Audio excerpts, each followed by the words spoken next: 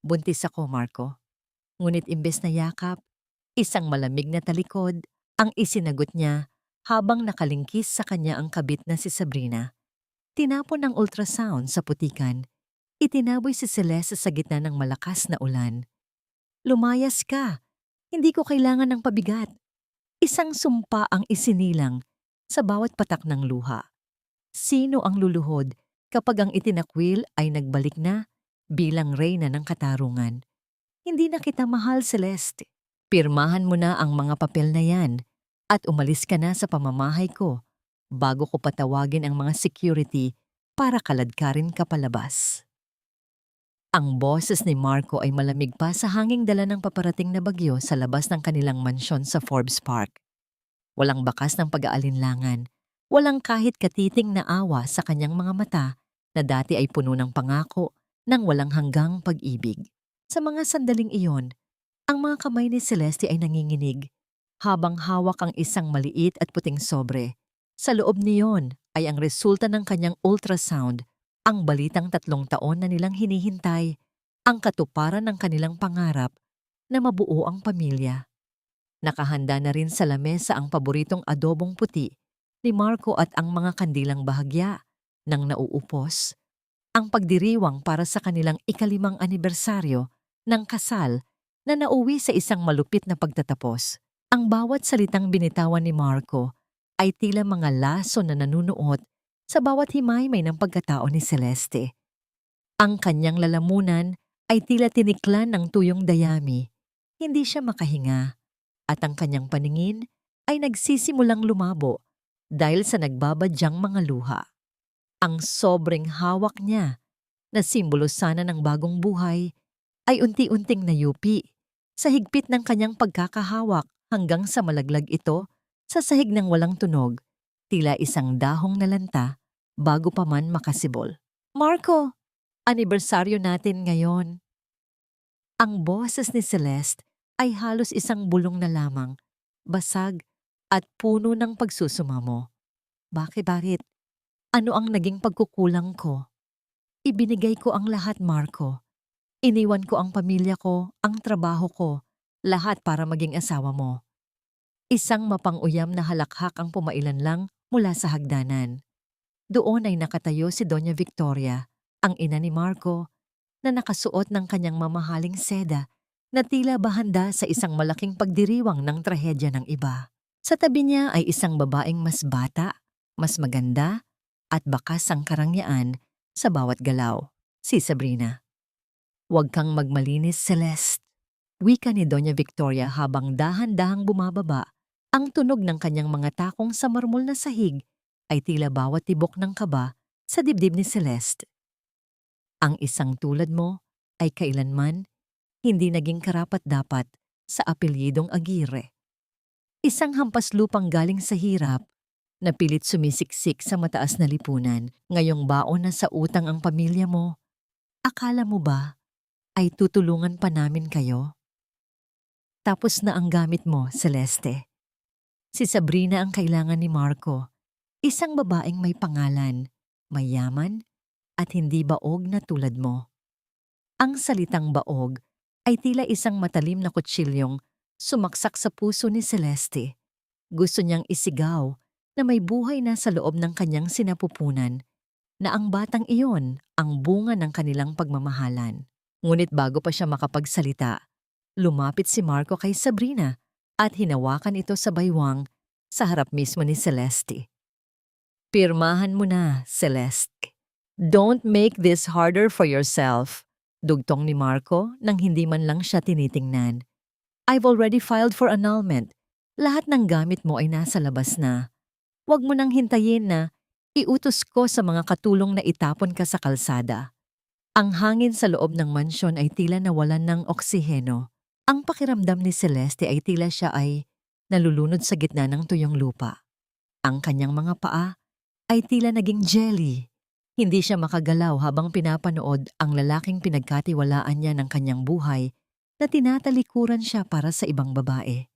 Ang sakit ay hindi lamang nasa kanyang isipan, kundi ramdam niya ito sa bawat bahagi ng kanyang katawan. Isang hapdi, na nagsisimula sa kanyang puso at kumakalat hanggang sa kanyang mga dulo ng daliri. Kinuha ni Doña Victoria ang ultrasound na nahulog sa sahig. Sa halip na magulat, isang mapanirang ngiti ang gumuhit sa kanyang mga labi. Kinuha niya ang kanyang mamahaling fountain pen at sa harap ni Celeste, pinunit niya ang papel sa 8, 8 piraso hanggang sa maging maliliit na hibla na lamang ang larawan ng kanyang anak. Kahit magbuntis ka pa ng 10, hinding-hindi ko tatanggapin ang dugong galing sa isang basura, mariing sabi ng matanda bago isabog ang mga punit na papel sa mukha ni Celeste. Ang mga piraso ng papel ay dahan-dahang nalaglag sa kanyang paanan, tila mga puting talulot ng bulaklak sa isang burol. Doon lamang tuluyang bumigay ang mga luha ni Celeste. Walang hikbi, walang hagulgol, kundi mga tahimik na ilog ng pait na dumadaloy sa kanyang mga pisngi.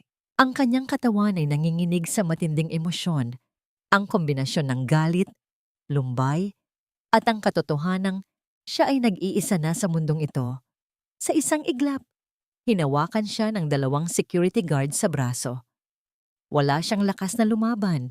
Hinayaan niyang kaladkarin siya ng mga ito palabas ng dambuhalang pinto ng mansyon. Ang pintong dati ay bukas na tinanggap siya bilang reyna. Ngunit ngayon ay nagsara nang may tunog na tila pinal na hatol ng kamatayan. Paglabas niya, ang langit ay tuluyan ng bumigay. Ang malakas na buhos ng ulan ay agad na nagpabasa sa kanyang manipis na damit. Ang lamig ng tubig ay nanunuot sa kanyang balat. Ngunit mas matindi ang lamig na nararamdaman niya sa loob ng kanyang dibdib. Nakita niya ang kanyang mga lumang maleta na nakatambak sa gilid ng kalsada, nababasa at dahan-dahang nababalot ng putik. Napaluhod si Celeste sa gitna ng ulan. Ang kanyang mga kamay ay dumiin sa basang lupa. Ang putik ay kumapit sa kanyang mga kuko. Sa gitna ng dilim at dagundong ng kulog, itinaas niya ang kanyang paningin sa bintana ng silid nila ni Marco, kung saan nakita niya ang anino ng 2 taong nagkakayakap. "Patawarin mo ako, anak."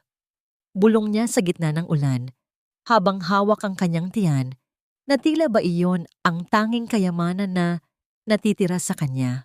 "Patawarin mo ang nanay, dahil wala akong maibibigay sa iyo, kundi ang ulan at ang putik na ito." Ang tanong na tanging natitira sa kanyang isipan, na tila isang paulit-ulit na awit ng kapaitan sa Tagalog, hanggang kailan kailangang magtiis ng isang pusong wala namang ibang ginawa kundi magmahal ng tapat. At sa gabing ito ng kawalan, saan dadalhin ng isang sugatang ina ang kanyang bawat hakbang, kung ang bawat kalsadang kanyang tinatahak ay puno ng tinik at dilim? Tumayo siya ng dahan-dahan. Ang kanyang mga mata ay hindi na puno ng luha kundi ng isang matigas at malamig na determinasyon na tila bakal na pinanday sa apoy. Tumingin siyang muli sa mansyon, hindi na bilang isang asawang nagmamakaawa, kundi bilang isang babaeng itinakwil na handang lumaban para sa bukas. Magagawa kaya niyang protektahan ang buhay sa loob niya? O ang gabing ito na rin ang magiging huling hininga ng kanyang pag-asa? Ang init ng isang tasang tsaa na gawa sa nilagang tanglad, ang unang gumising sa naninigas na katawan ni Celeste. Sa pagmulat ng kanyang mga mata, hindi ang dambuhalang kristal na chandelier ng kanilang mansyon ang kanyang nakita, kundi ang bubong na gawa sa nipa na may ilang butas kung saan sumisilip ang liwanag ng umaga. Ang hangin ay hindi na amoy mamahaling pabango ni Marco, kundi amoy ng basang lupa, sinunog na tuyong dahon, at ang tapat na pag-aaruga. "Huwag kang pilit na bumangon, iha. Masyadong mahina ang iyong katawan matapos kang matagpuan ng aking apo sa gilid ng kalsada kagabi." Wika ng isang malambot, ngunit paos na boses. Doon ay nakita ni Celeste si Lola Chayong, isang matandang babaeng ang mukha ay tila isang mapa ng mahabang panahon ng pagtitiis at karunungan. Ang kanyang mga kamay, na magaspang at puno ng ugat, ay dahan-dahang naglalagay ng basang bimpo sa noo ni Celeste.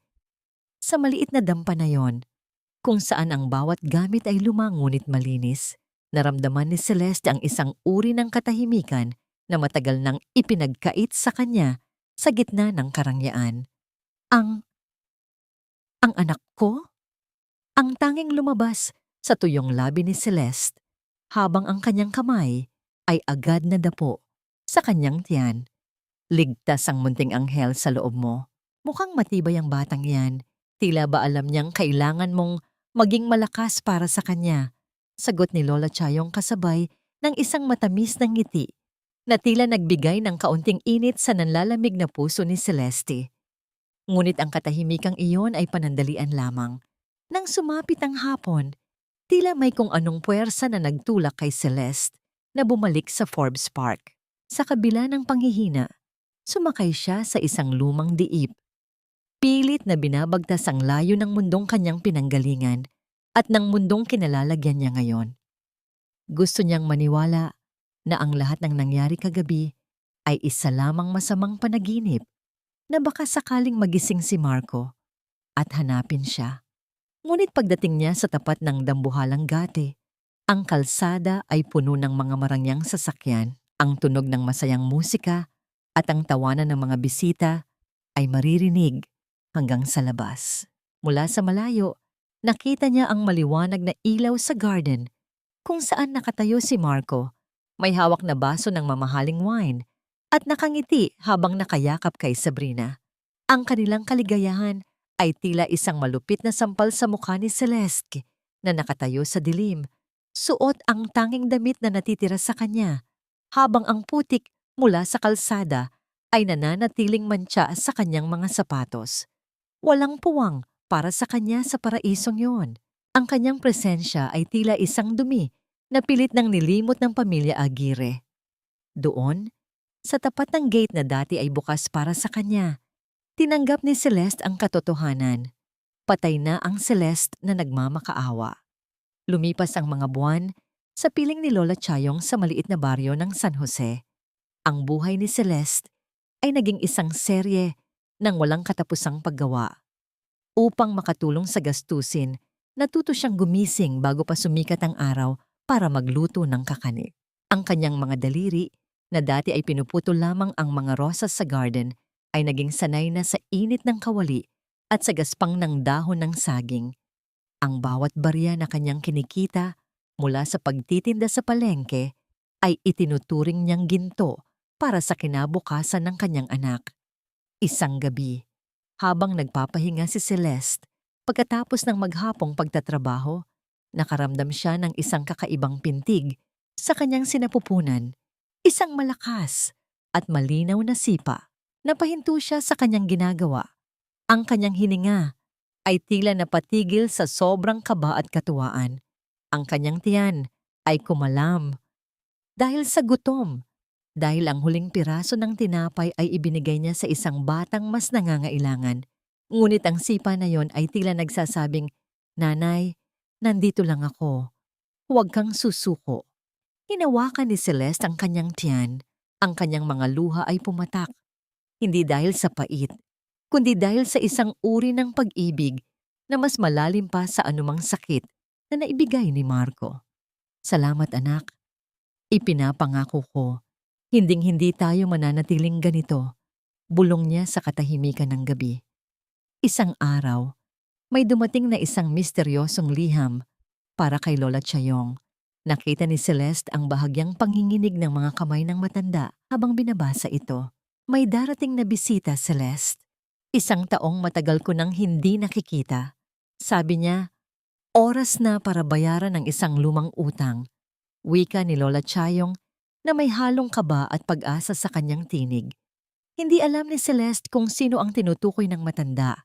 Ngunit ang bawat salita ay tila may dalang bigat ng isang lihim na matagal nang nakabaon. Sino ang taong ito na may malaking utang na loob sa isang simpleng matanda sa baryo?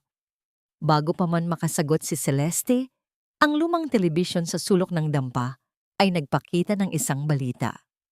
Ang mukha ni Marco Aguirre ay bumungad sa screen. Suot ang isang itim na tuxedo, habang nasa tabi niya si Sabrina na nakasuot ng isang napakagandang wedding gown na gawa sa mamahaling lace. The wedding of the year. Marco Aguirre and Sabrina Montemayor officially tied the knot in a private ceremony, ang wika ng news anchor. Ang bawat salita ay tila mga huling pako sa krus na dinadala ni Celeste.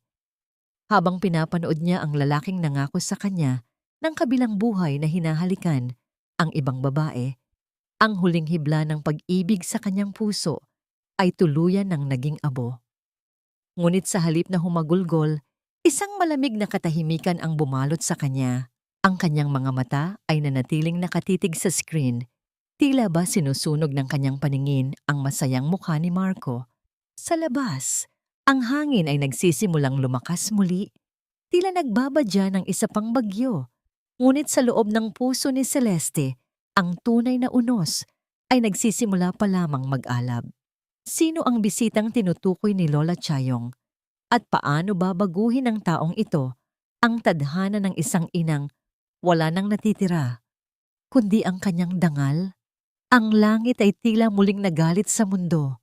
Ang bawat dagundong ng kulog ay nagpapayanig sa marupok na dingding ng dampa ni Lola Chayong. Habang ang ulan ay walang tigil na humahampas sa bubong na nipa, tila ba nais nitong wasakin ang tanging silungan na natitira kay Celeste.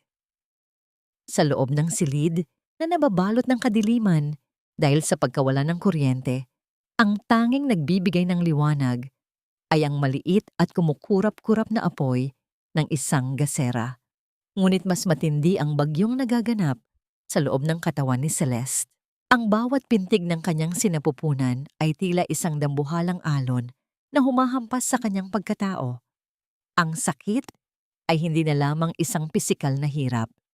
Ito ay isang lason na tila sinusunog ang bawat himaymay ng kanyang laman. Napakapit siya ng mahigpit sa kawayang papag. Ang kanyang mga kuko ay tila ba nais ng bumaon sa kahoy sa bawat bugso ng matinding hapdi. Hinga ng malalim, Celeste. Huwag kang susuko, iha.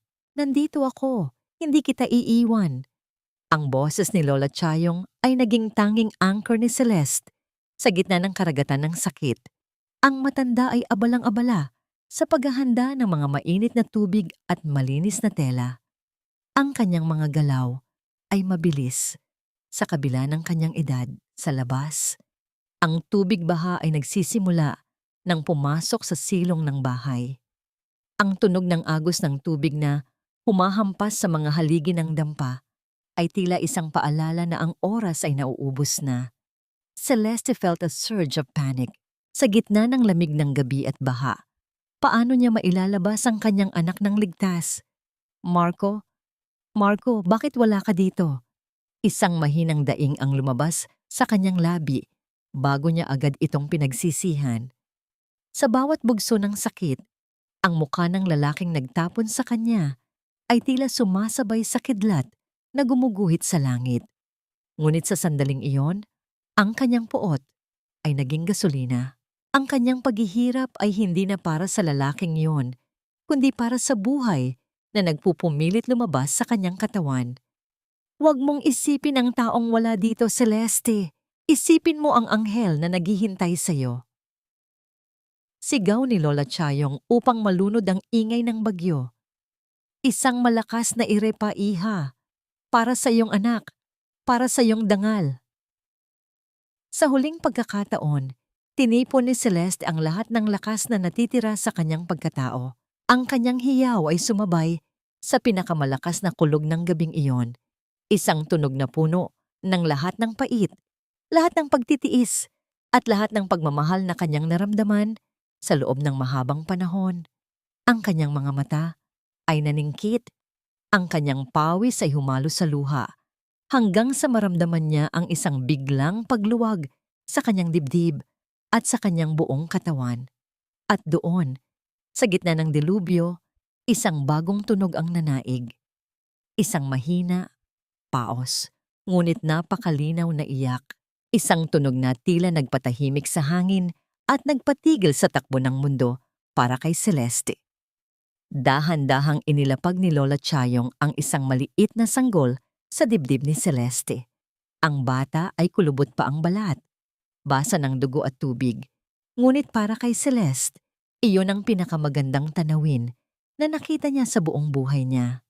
Ang maliit na sanggol ay dahan-dahang tumigil sa pag-iyak nang maramdaman ang init ng balat ng kanyang ina.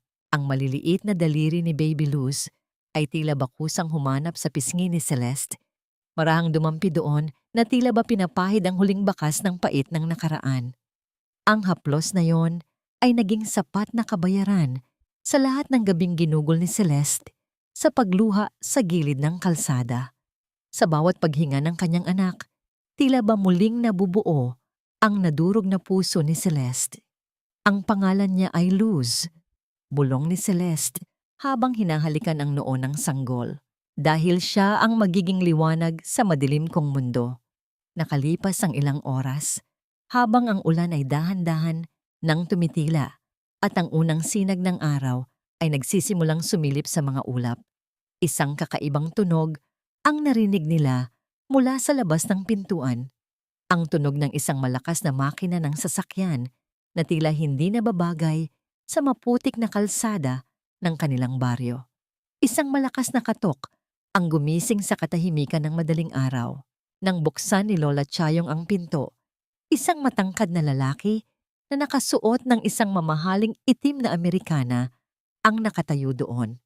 Ang kanyang presensya ay tila nagdala ng isang aura ng kapangyarihan at yaman na matagal nang iniwan ni Celeste. Hinahanap ko si Maria Chayong, ang wika ng lalaki sa isang formal na tono. Tumingin siya sa loob ng dampa at ang kanyang mga mata ay nagtagpo sa mga mata ni Celeste. Nayakap-yakap ang kanyang bagong silang na anak. At tila ba dumating ako sa tamang oras para sa isang bagong simula. Ang lalaking ito ay walang iba kundi si Don Teodoro, ang misteryosong benefactor na binanggit ni Lola Chayong. May hawak siyang isang folder na may tatak ng isang malaking kumpanya ng teknolohiya. Lola Chayong, tinutupad ko ang aking pangako sa iyong asawa, sabi ni Don Teodoro bago muling tumingin kay Celeste. At ikaw? Iha, handa ka na bang iwanan ng putik na ito at simulan ng pagbuo ng isang imperyong tayan ng katarungan? Sino ang lalaking ito at anong uri ng hinaharap ang naghihintay kay Celeste sa mga kamay ng isang taong tila may hawak ng susi sa kanyang muling pagsilang? 5 na ang dumaan na tag-ulan mula ng gabing iyon sa gitna ng baha at putik. Ngunit ang lamig ng kalsada ay tila nanatiling nakaukit sa alaala ni Celeste. Subalit sa loob ng isang silid na puno ng mga dambuhalang screen at mga numerong mabilis na gumagalaw sa isang skyscraper sa Singapore, hindi na isang basang sapatos ng sanggol ang hawak niya. Ang kanyang mga daliri, na dati ay puno ng kalyo mula sa pagkakayod ng kakanin, ay dahan-dahan ngayong humahaplos sa makinis na keyboard ng isang mamahaling laptop. Ang bawat tibok ng orasan sa dingding ay tila isang paalala ng kanyang metamorphosis. Sa ilalim ng paggabay ni Don Teodoro, ang mahinang si Celeste ay dahan-dahang tinunaw at muling hinubog. Hindi ito naging madali. May mga gabi noong unang 2 taon na gusto na niyang sumuko, kung saan ang mga luha niya ay pumapatak sa mga libro ng advanced finance at coding. Ang hirap ng pag-aaral habang nag-aalaga ng isang lumalaking bata ay tila isang bundok na kailangang akyatin araw-araw. Ang galit ay parang apoy, Celeste, ang madalas na paalala ni Don Teodoro habang sila ay nasa loob ng kanyang pribadong library. Maari ka nitong tupukin hanggang sa maging abo, o maaari mo itong gamitin para pandayin ang iyong sarili hanggang sa maging kasing tigas ka ng bakal. Alin ang pipiliin mo? Pinili ni Celeste ang maging bakal.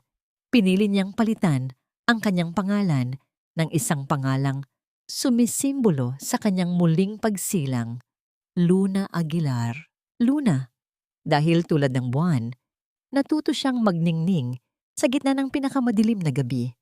At Aguilar, bilang pagpupugay sa kanyang sariling dangal na kailanman ay hindi na muling matatapakan ng sinuman.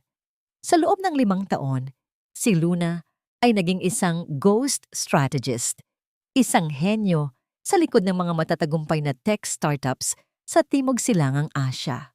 Walang nakakaalam sa kanyang tunay na mukha sa mundo ng negosyo. Tanging ang kanyang reputasyon bilang isang babaeng may malamig na lohika at matalas na pananaw ang kilala ng lahat. Ngunit sa likod ng kanyang pagiging Iron Lady ng teknolohiya, nanatili ang kanyang puso para sa nag-iisang rason ng kanyang paghinga, si Luz. Sa edad na 5, si Luz ay naging isang matalino at masayahing bata. Ang kanyang mga mata ay ang eksaktong replika ng mga mata ni Marco. Isang bagay na noong una ay nagbibigay ng kirot kay Luna. Ngunit ngayon ay nagsisilbi na lamang na paalala ng kanyang tagumpay sa pagliligtas sa bata mula sa isang amang walang puso. Isang hapon, habang si Luna ay nakatayo sa harap ng malaking bintana ng kanyang opisina, tinitingnan ang paglubog ng araw. Dahan-dahang bumukas ang pinto. Pumasok si Luz, dala ang isang drawing ng isang malaking bahay na may maraming bulaklak. "Mommy, look! I drew our new home. It has a big garden for Lola Chayong." Masayang wika ng bata. Lumuhod si Luna para pantayan ang taas ng anak. Hinawakan niya ang maliliit na kamay ni Luz.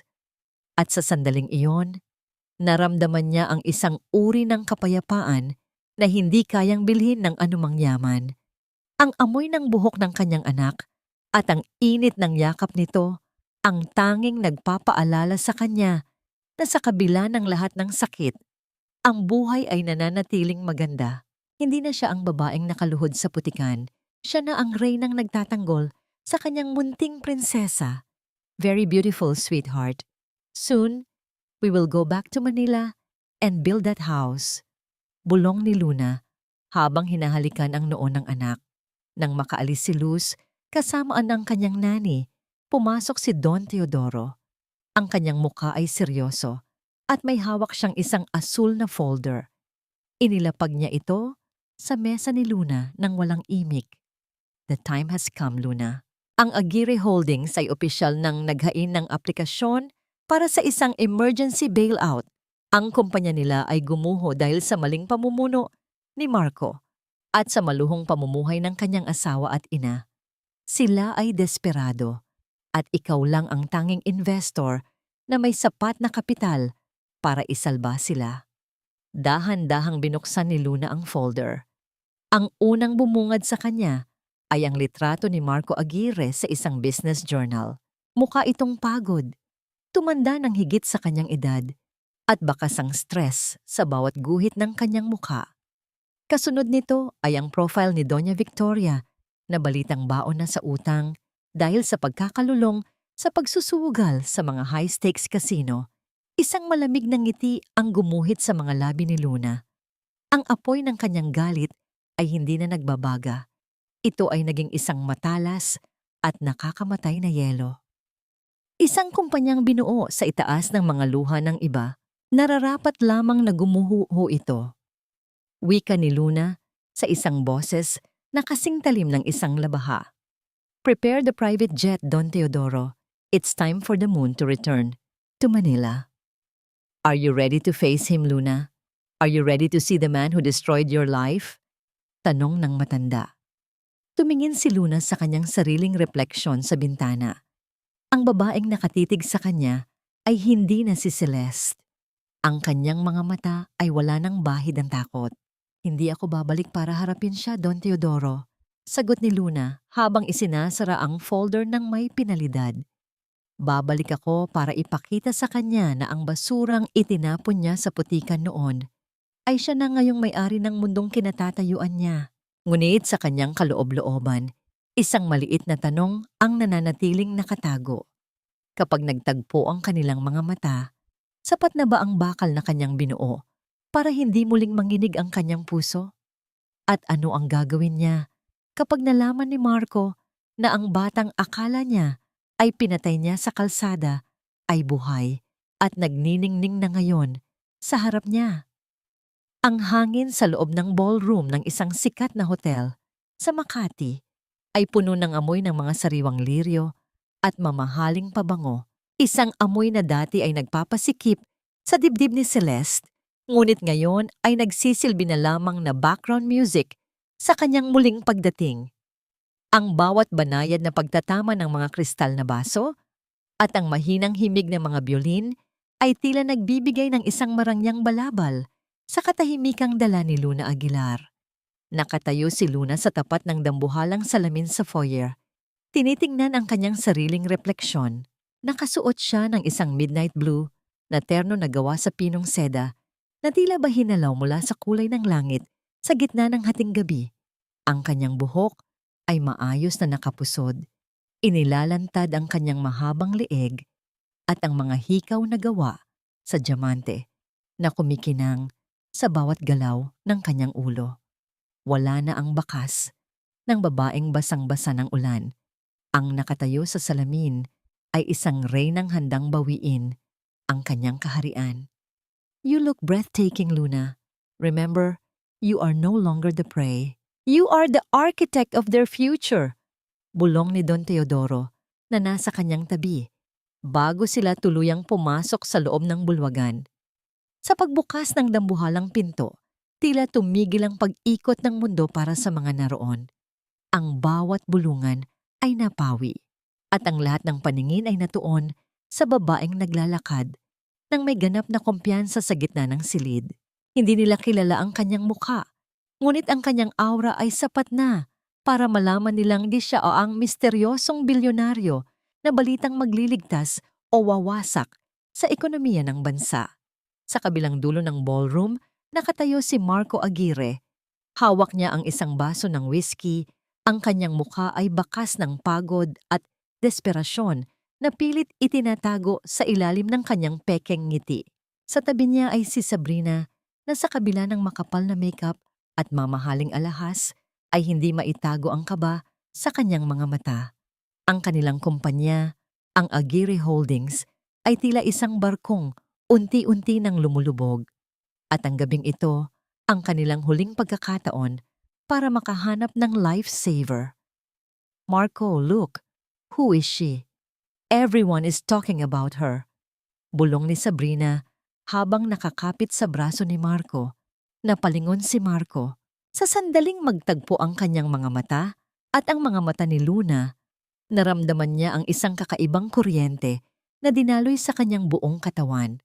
Isang pamilyar na kurot sa kanyang puso, ang tila gumising sa mga alaalang matagal na niyang ibinaon. Ang paraan ng paglakad ng babae, ang kislap sa kanyang mga mata, tila ba nakita na niya ito noon? Sa isang buhay na tila isang malabong panaginip na lamang. Dahan-dahang lumapit si Don Teodoro at Luna sa direksyon ni Marco. Ang bawat hakbang ni Luna ay tila isang ritual ng katarungan. Nang tumigil sila sa harap ng mga Aguirre, ang hangin ay naging kasing lamig ng yelo. Don Teodoro, salamat at nakarating kayo. Bati ni Marco na may halong panginginig sa boses. Tumingin siya kay Luna, ang kanyang mga mata ay puno ng paghanga at pagkalito. And this must be? Marco, meet Luna Aguilar, ang aming bagong CEO at ang pangunahing strategist ng aming tech expansion dito sa Pilipinas, pakilala ni Don Teodoro. Inilahad ni Luna ang kanyang kamay. Ang kanyang balat ay makinis at malamig. Malayo sa mga kamay na puno ng sugat at kalyo na dati ay hinahawakan ni Marco sa dilim ng kanilang kwarto. Nice to meet you, Mr. Aguirre. I've heard so much about your struggling company. Wika ni Luna. Ang kanyang boses ay malambing ngunit may talim ng isang labaha. Habang tinititigan niya ang mukha ni Marco, naramdaman ni Luna na hindi na siya nanginginig. Ang dating takot ay napalitan ng isang malalim na pakiramdam ng kapangyarihan. Nakita niya ang paglunok ni Marco, ang pagpatak ng isang butil ng pawis sa noo nito, at ang paraan ng pag-iwas ng tingin ni Sabrina. Sa sandaling iyon, naramdaman ni Luna na ang bawat gabi ng kanyang paghihirap ay nagbunga na. Siya na ang may hawak ng alas at ang lalaking ito ay nagsisimula pa lamang malaman kung ano ang nawala sa kanya. Luna Aguilar, pamilyar ang iyong mukha, Miss Aguilar. Nagkita na ba tayo noon? Tanong ni Marco. Ang kanyang boses ay tila isang pagsusumamo para sa isang sagot na hindi niya kayang harapin. Isang matamis at misteryosong ngiti ang iginawad ni Luna. Dahan-dahan niyang inilapit ang kanyang mukha kay Marco. Sapat na para maamoy nito ang kanyang pabango, ang amoy ng ulan at mga sariwang bulaklak, ang eksaktong amoy ni Celeste, 5 taon na ang nakalilipas. Marahil ay sa iyong mga panaginip lamang, Mr. Aguirre, o baka sa iyong mga bangungot. Bulong ni Luna bago dahan-dahang lumayo. Lalong naging balisa si Marco. Ang kanyang mga kamay ay nagsimulang manginig at ang baso ng whiskey ay tila bumibigat sa kanyang pagkakahawak. May kung anong boses sa loob ng kanyang isipan ang nagsasabing ang babaeng ito ang magiging katapusan niya. Ngunit ang kanyang puso ay tila nahuhulog sa isang bitag na siya rin ang gumawa. I believe you're desperate for my help, Marco. Dagdag ni Luna habang tinititigan ang kanyang mga mata nang walang kurap. Pero ang tanong ay, ano ang kaya mong isakripisyo para makuha ang tiwala ko? Bago pa man makasagot si Marco, isang pamilyar at matining na boses ang pumailan lang mula sa likuran. Marco, bakit ka nakikipag-usap sa kung sino-sino? We have guests to entertain. Doon ay lumitaw si Doña Victoria. Suot ang kanyang dambuhalang mga perlas. Ang kanyang mukha ay tila isang maskara ng pagmamataas. Nang makita niya si Luna, tumigil siya. Ang kanyang mga mata ay naningkit habang sinusuri ang babaeng nasa harap niya. At sino naman itong magandang binibini? Tanong ng matanda na may halong pangungutya sa kanyang boses. Tumingin si Luna sa matandang babaeng dumurog sa kanyang ultrasound noon. Ang kanyang puso ay tumibok ng mabilis. Ngunit sa halip na tumakbo, nanatili siyang nakatayo ng tuwid. I am Luna Aguilar, Doña Victoria. Sagot ni Luna. Inabot niya ang kamay ng matanda para sa isang formal na pagbati. Ngunit sa halip na magmano, tinitigan niya ito sa mata ng may kapangyarihan. Ang babaeng magpapasya kung mananatili pa ba ang pangalang Aguirre sa mapang ito o maglalaho na lamang na parang bula. Ang katahimikan sa pagitan nila ay tila isang dambuhalang pader na naghihiwalay sa nakaraan at sa kasalukuyan. Sa mga mata ni Doña Victoria, sumilip ang isang kakaibang takot. Isang takot na tila nakakita siya ng isang multo na bumangon mula sa kanyang hukay. Sino nga ba ang mas matimbang sa larong ito? Ang nakaraang puno ng pait o ang hinaharap na puno ng paghihiganti? At hanggang kailan maitatago ni Luna ang kanyang tunay na katauhan sa gitna ng mga taong dati ay itinuring siyang basura? Ang sikat ng araw na tumatago sa dambuhalang salamin ng opisina ni Luna sa pinakataas na palapag ng Aguilar Tower ay tila walang init. Ang bawat sulok ng silid ay nababalot ng minimalistang disenyo, puro puti, itim at bakal. Isang refleksyon ng pagkataong binuo ni Luna sa loob ng 5 taon. Sa ibabaw ng kanyang mesa na gawa sa makinis na marmol, maayos na nakasalansan ang mga dokumentong nagsasalaysay ng unti-unting pagguho ng Aguirre Holdings. Isang mahinang katok mula sa pintuan ang bumasag sa katahimikan. Ang tunog ng dahan-dahang pagbukas ng pinto ay sinundan ng mabibigat na hakbang na tila ba ang bawat isa ay may dalang bigat ng 1,000 kasalanan. Pumasok si Marco Aguirre. Suot ang kanyang pinakamahal na suit, ngunit hindi nito maitago ang pangangatal ng kanyang mga balikat. Miss Aguilar, salamat sa pagtanggap sa akin ng walang appointment. Simula ni Marco.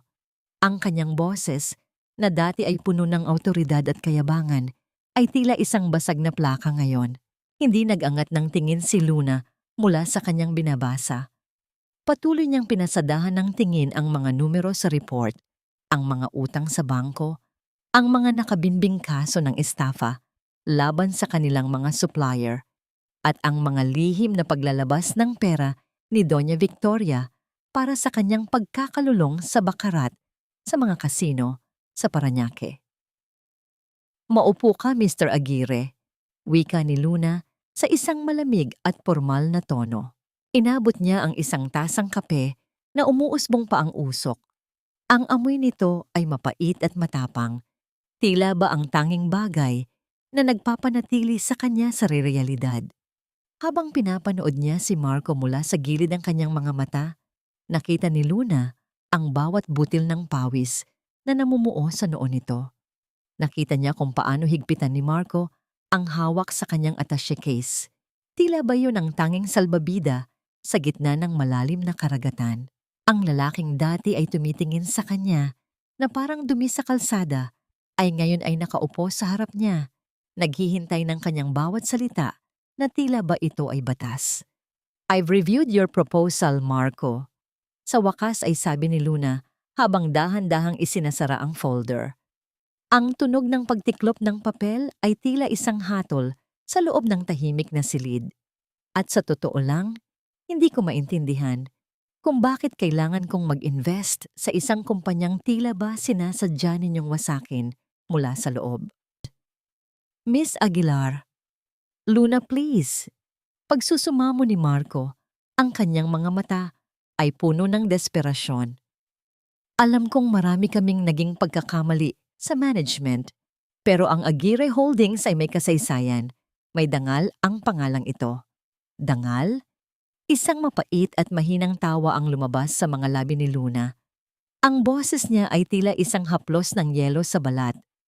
Ang dangal ay hindi nakukuha sa pangalan Mr. Aguirre. Ito ay pinaghihirapan. At base sa nakikita ko, ang tanging dangal na natitira sa inyo ay ang kakayahan ninyong magpanggap na maayos pa ang lahat habang ang inyong ina ay itinataya ang kinabukasan ng inyong mga empleyado sa bawat baraha. Nanlaki ang mga mata ni Marco. Ang kanyang mukha ay nawalan ng kulay, tila ba isang multo ang humawak sa kanyang leeg. Hindi niya akalain na alam ni Luna ang tungkol sa lihim na bisyo ni Doña Victoria. Paano? Paano mo nalaman ang tungkol kay Mama?" Bulong ni Marco. Sa mundo ng teknolohiya at impormasyon, walang lihim na nananatiling nakabaon, Marco. Sagot ni Luna habang sumasandal sa kanyang upuan. Ang tanong ay ito, bakit ko ililigtas ang isang barko kung ang kapitan at ang may-ari ay abala sa pagbubutas ng ilalim nito?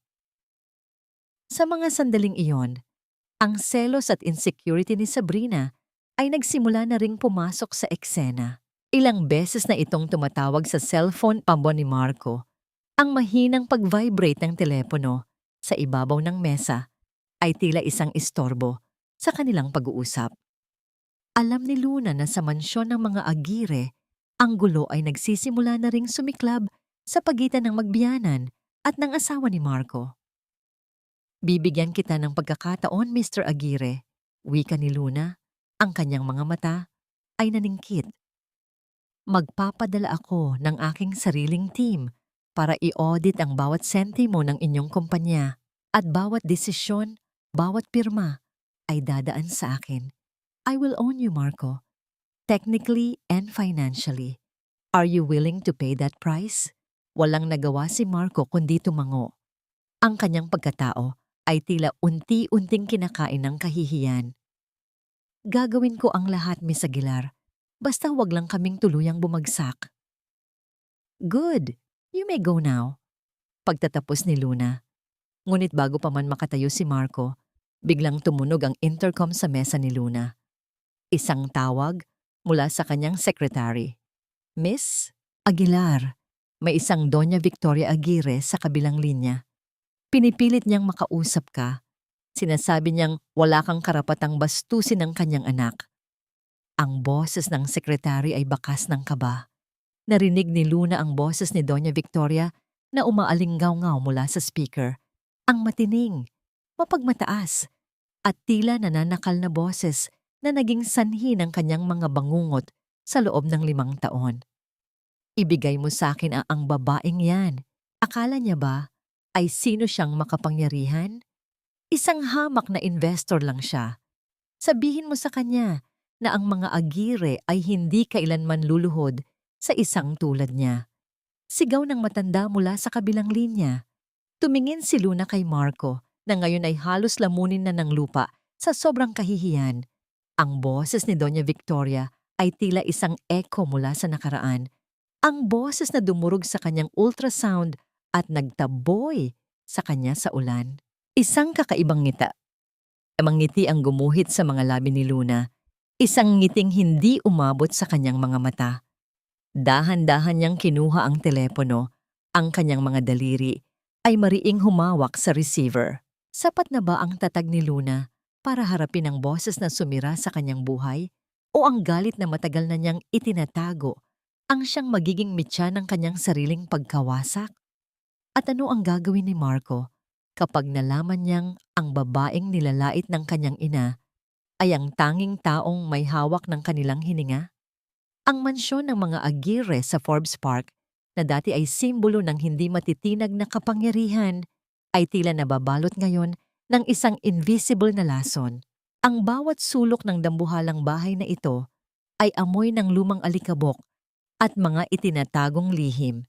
Kahit ang mga mamahaling kurtinang gawa sa pelus ay tila bumibigat sa bawat araw na lumilipas, saksi sa mga bulong ng pag-aalinlangan at ingay ng mga pagtatalo. Sa loob ng malawak na sala, ang boses ni Sabrina ay pumapailan lang, matining at puno ng galit. Ang kanyang mga kamay na may suot na dambuhalang diamante ay nanginginig habang iwinawagayway ang isang credit card statement. Ano ito, Mama? Bakit hindi ko magamit ang card ko sa Paris? Sinabi sa akin ng bangko na over the limit na tayo. Isang kahihiyan ang nangyari sa akin sa harap ng mga kaibigan ko. Sigaw ni Sabrina. Ang kanyang mukha ay namumula sa ilalim ng makapal na kolorete. Nawawala ang poise na pilit niyang ipinapakita sa publiko. Si Doña Victoria na nakaupo sa kanyang paboritong silya na parang isang reynang nawala ng trono ay dahan-dahang humigop ng kanyang tsaa. Ang kanyang mga mata ay malamig at walang pakialam. Ngunit ang panginginig ng kanyang mga daliri habang hawak ang tasa ay nagpapakita ng kanyang tunay na nararamdaman. Huwag mo akong sigawan sa sarili kong pamamahay, Sabrina. Kung hindi ka ba naman kasi naging gastador at bumili ng mga bag na hindi mo naman kailangan, baka may natira pa tayong pondo. At huwag mong kalimutan, ikaw ang pumirma sa mga loan documents noong nakaraang buwan. Mariing sagot ng matanda. Dahil sinabi niyo na babayaran niyo agad. Pero saan napunta ang pera? Sa kasino muli? Akala niyo ba ay hindi ko alam ang mga gabi-gabing pagpunta niyo sa Resorts World? Bulyaw ni Sabrina. Ang laso ng kanilang relasyon ay unti-unti nang lumalabas. Sinisira ang bawat hibla ng pagpapanggap na sila ay isang masayang pamilya.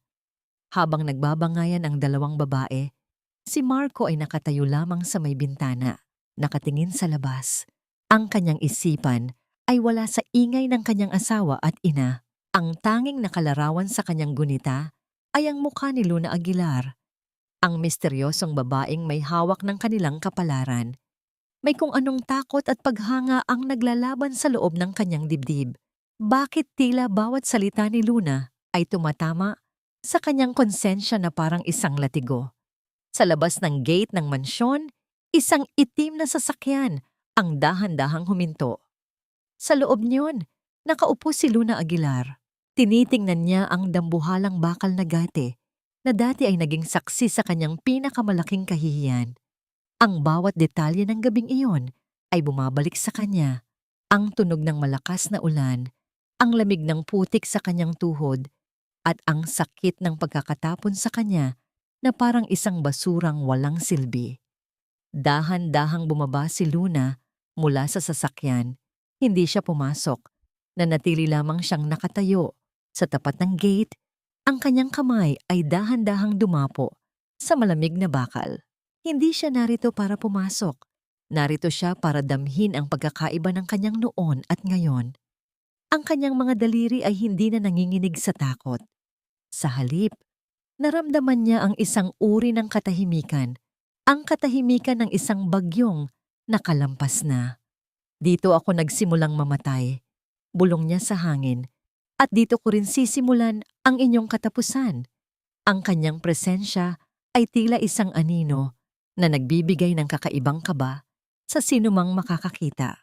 Ang pagiging tahimik ni Luna ay mas nakakatakot kaysa sa anumang sigaw.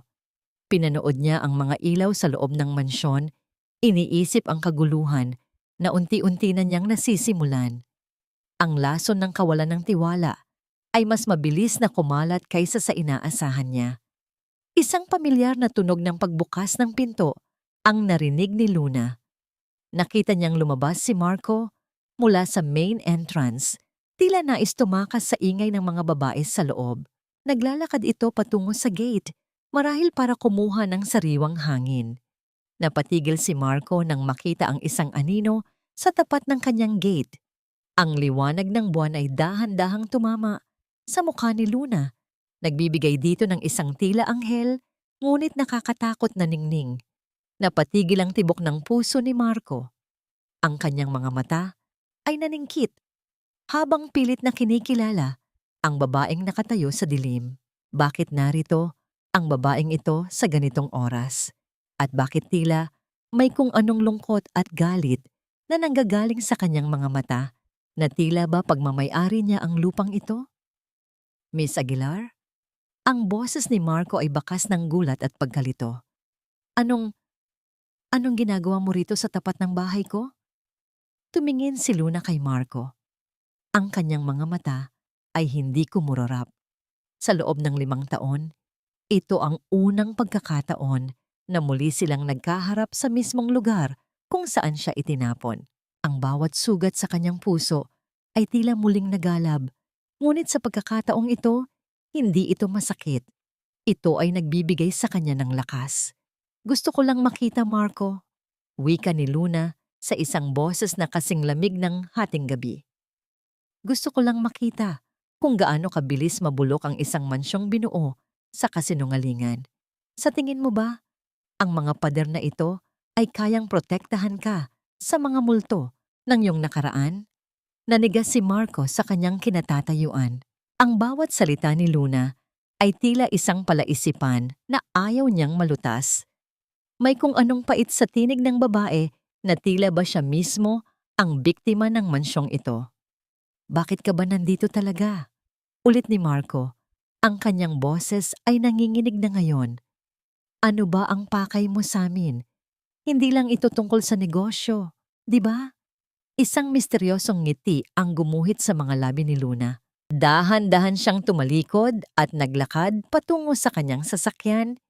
Iniwan ang isang lalong naguguluhan at natatakot na Marco Aguirre sa gitna ng dilim. Ang gabi ay mahaba pa, Marco, bulong ni Luna bago sumakay. At ang katotohanan ay may sariling paraan para kumatok sa iyong pinto. Habang umaandar ang sasakyan palayo, si Marco ay nanatiling nakatayo sa tapat ng gate. Tila ba may isang mabigat na sumpa na dahan-dahang bumabalot sa kanyang buong pagkatao.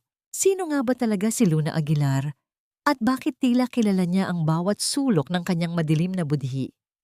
Ang ganda ng takip silim, hindi ba? Parang ang dagat ay nag-aapoy sa gitna ng dilim. Ang boses ni Marco ay malapit sa tenga ni Luna, sapat na para maramdaman niya ang mainit na hininga nito sa kanyang balat. Nakatayo sila sa deck ng isang marangyang yate na dahan-dahang bumabagtas sa Manila Bay. Ang langit ay kulay dugo at ube. Isang hudyat ng pagtatapos ng araw at ang pagsisimula ng isang gabi na puno ng mga lihim na laro. Nakatitig si Luna sa malawak na karagatan. Ang kanyang mga kamay ay mahigpit na nakahawak sa railings ng yate. Nakasuot siya ng isang cocktail dress na kulay ginto, na tila ba nagniningning sa ilalim ng mga ilaw ng barko. Sa loob-loob niya, ang bawat salita ni Marco ay tila isang lason na pilit niyang isinusuka. Ang muling pagiging malapit sa lalaking ito ay nagdudulot sa kanya ng kilabot, isang pakiramdam na tila may mga uod na gumagapang sa kanyang balat. Habang ang hangin ay humahampas sa kanyang buhok, dahan-dahang lumapit si Marco at hinawakan ang isang hibla nito, inilagay sa likod ng kanyang tenga. Ang haplos na yon ay nagpadala ng isang kuryente sa buong katawan ni Luna. Hindi kuryente ng pag-ibig, kundi ng isang matinding pagkamuhi na pilit niyang itinatago sa ilalim ng isang matamis na ngiti. Naalala niya ang mga kamay na ito na tumulak sa kanya sa putikan noon. Ang mga kamay na dati ay itinuturing niyang langit, ngunit naging impyerno pala. "You're very different from any woman I've ever met, Luna." Pagpapatuloy ni Marco, ang kanyang mga mata ay puno ng isang mapanganib na pagnanasa. "May misteryo ka na tila ba humihila sa akin para kilalanin ka pa ng mas malalim. It's like I've known you in another life." Marahil ay dahil ang mga taong tulad mo, Marco, ay sanay na sa mga bagay na madaling makuha. Sagot ni Luna habang dahan-dahang humaharap sa kanya.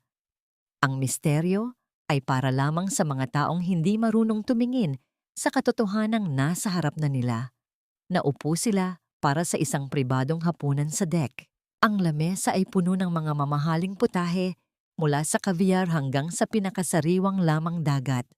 Habang inilalatag ng waiter ang main course, isang steak na nanggaling pa sa Japan, hindi sinasadyang nabanggit ni Luna ang isang bagay na nagpatigil sa mundo ni Marco.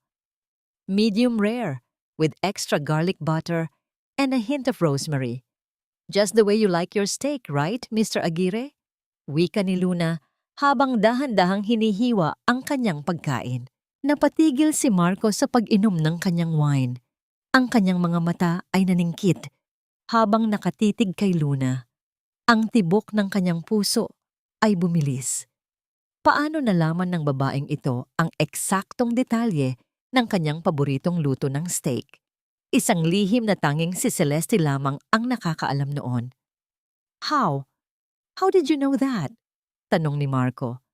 Ang kanyang boses ay nanginginig na ngayon. "I never told you my preference." Isang misteryosong tawa ang lumabas sa mga labi ni Luna.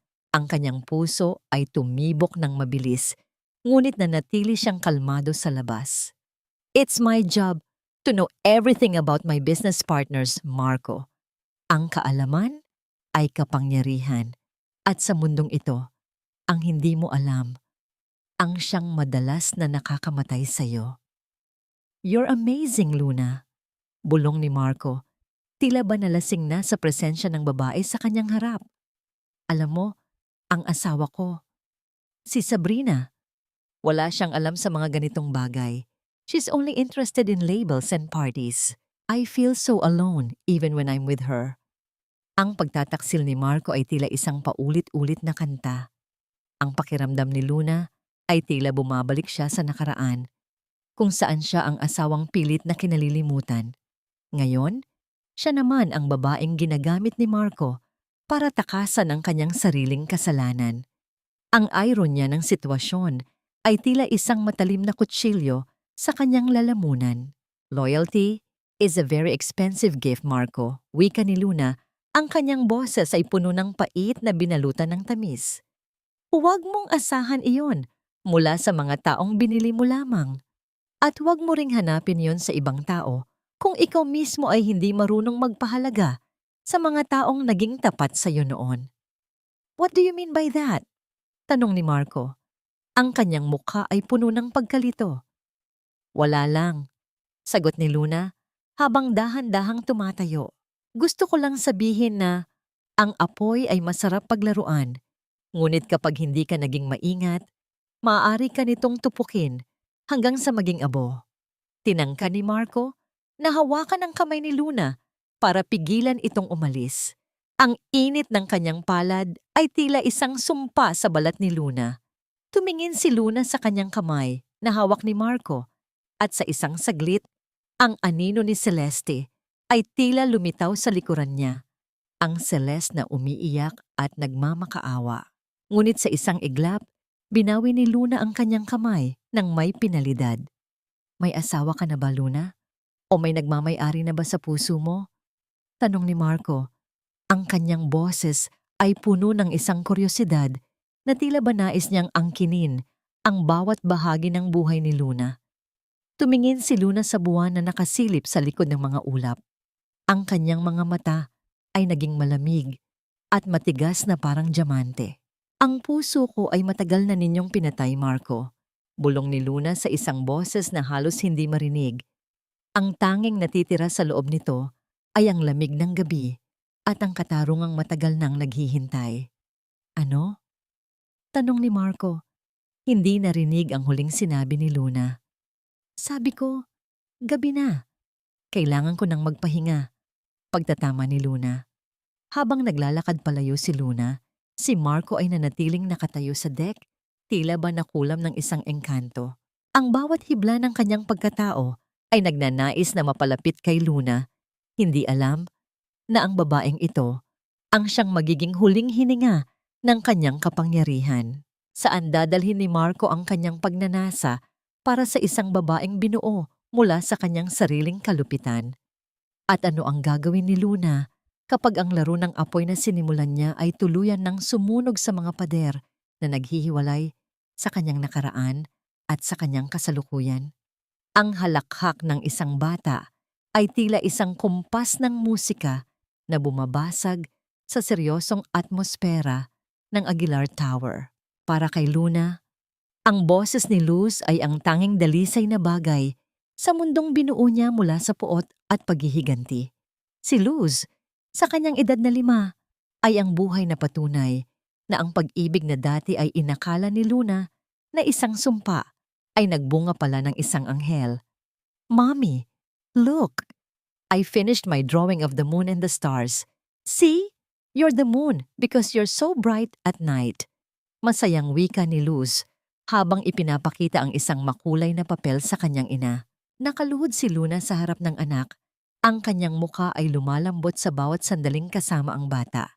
Hinaplos niya ang malambot na pisngi ni Luz. Ang kanyang mga mata ay puno ng pagsamba. Ang amoy ng baby powder ni Luz ay humahalo sa amoy ng kanyang mamahaling opisina. Isang paalala na sa gitna ng digmaan, meron siyang kailangang protektahan. It's beautiful, sweetheart, just like you. Now, stay here with Tita Ina, okay? Mommy has a meeting but I'll be back soon. Bulong ni Luna bago hinalikan ang noo ng anak. Ngunit ang tadhana ay may sariling laro. Habang si Luna ay abala sa isang tawag sa loob ng kanyang conference room, si Luz, sa kanyang kuryosidad, ay dahan-dahang lumabas ng opisina. Ang kanyang maliliit na hakbang ay tila walang tunog sa makapal na carpet ng lobby. Doon, sa tapat ng elevator, ay kakatapos lamang lumabas ni Marco Aguirre para sa kanilang nakatakdang pag-uusap tungkol sa auditing ng kumpanya. Napatigil si Marco nang makita ang isang maliit na batang babae na nakatayo sa gitna ng hallway. Suot ang isang puting bestido at may hawak na drawing. May kung anong puwersa ang tila humila sa kanyang puso. Isang kakaibang pintig na hindi niya maipaliwanag. Tinitigan niya ang bata at ang kanyang hininga ay tila napatigil. Ang mga mata ni Luz, ang hugis, ang kislap, at ang paraan ng pagtingin nito ay tila isang salamin ng kanyang sariling mga mata. Hi? What's your name, little girl? Tanong ni Marco habang dahan-dahang lumuluhod para pantayan ang taas ng bata. I'm Luz. Sagot ng bata nang may ganap na kumpiyansa, walang bakas ng takot sa kanyang mga mata. Who are you? Are you here for mommy? Luz. Ulit ni Marco, ang pangalan ay tila isang pamilyar na himig sa kanyang pandinig. Ang ganda ng pangalan mo at ang ganda rin ng drawing mo. Can I see it? Inabot ni Luz ang papel kay Marco. Sa hindi sinasadyang pagkakataon, ang maliliit na daliri ng bata ay dumampi sa magaspang na palad ni Marco. Ang ugnayang iyon ay tila isang kuryenteng gumising sa natutulog na budhi ni Marco. Sa mga sandaling iyon, hindi niya alam kung bakit, ngunit naramdaman niyang nais niyang yakapin ang batang ito at protektahan ito mula sa anumang panganib. Nakita ni Luz ang isang maliit na mantsa ng kape sa polo ni Marco. Oh, you have a dirt here, mister. Let me help you. Kinuha ni Luz ang kanyang maliit na panyo mula sa bulsa at dahan-dahang pinunasan ang mantsa sa polo ni Marco. Ang kilos na yon, ang likas na kabutihan at pag-aalaga, ay tila isang replika ng pag-aalaga ni Celeste sa kanya noon. Doon lumabas si Luna mula sa opisina. Ang kanyang puso ay tila tumigil sa pagtibok nang makita ang kanyang anak na kasama ang lalaking pumatay sa kanyang kaligayahan. Ang takot ay tila isang malamig na kamay na humawak sa kanyang leeg. Luz! Come here! Sigaw ni Luna. Ang kanyang boses ay bakas ng matinding takot at awtoridad. Agad na tumakbo si Luz patungo sa kanyang ina.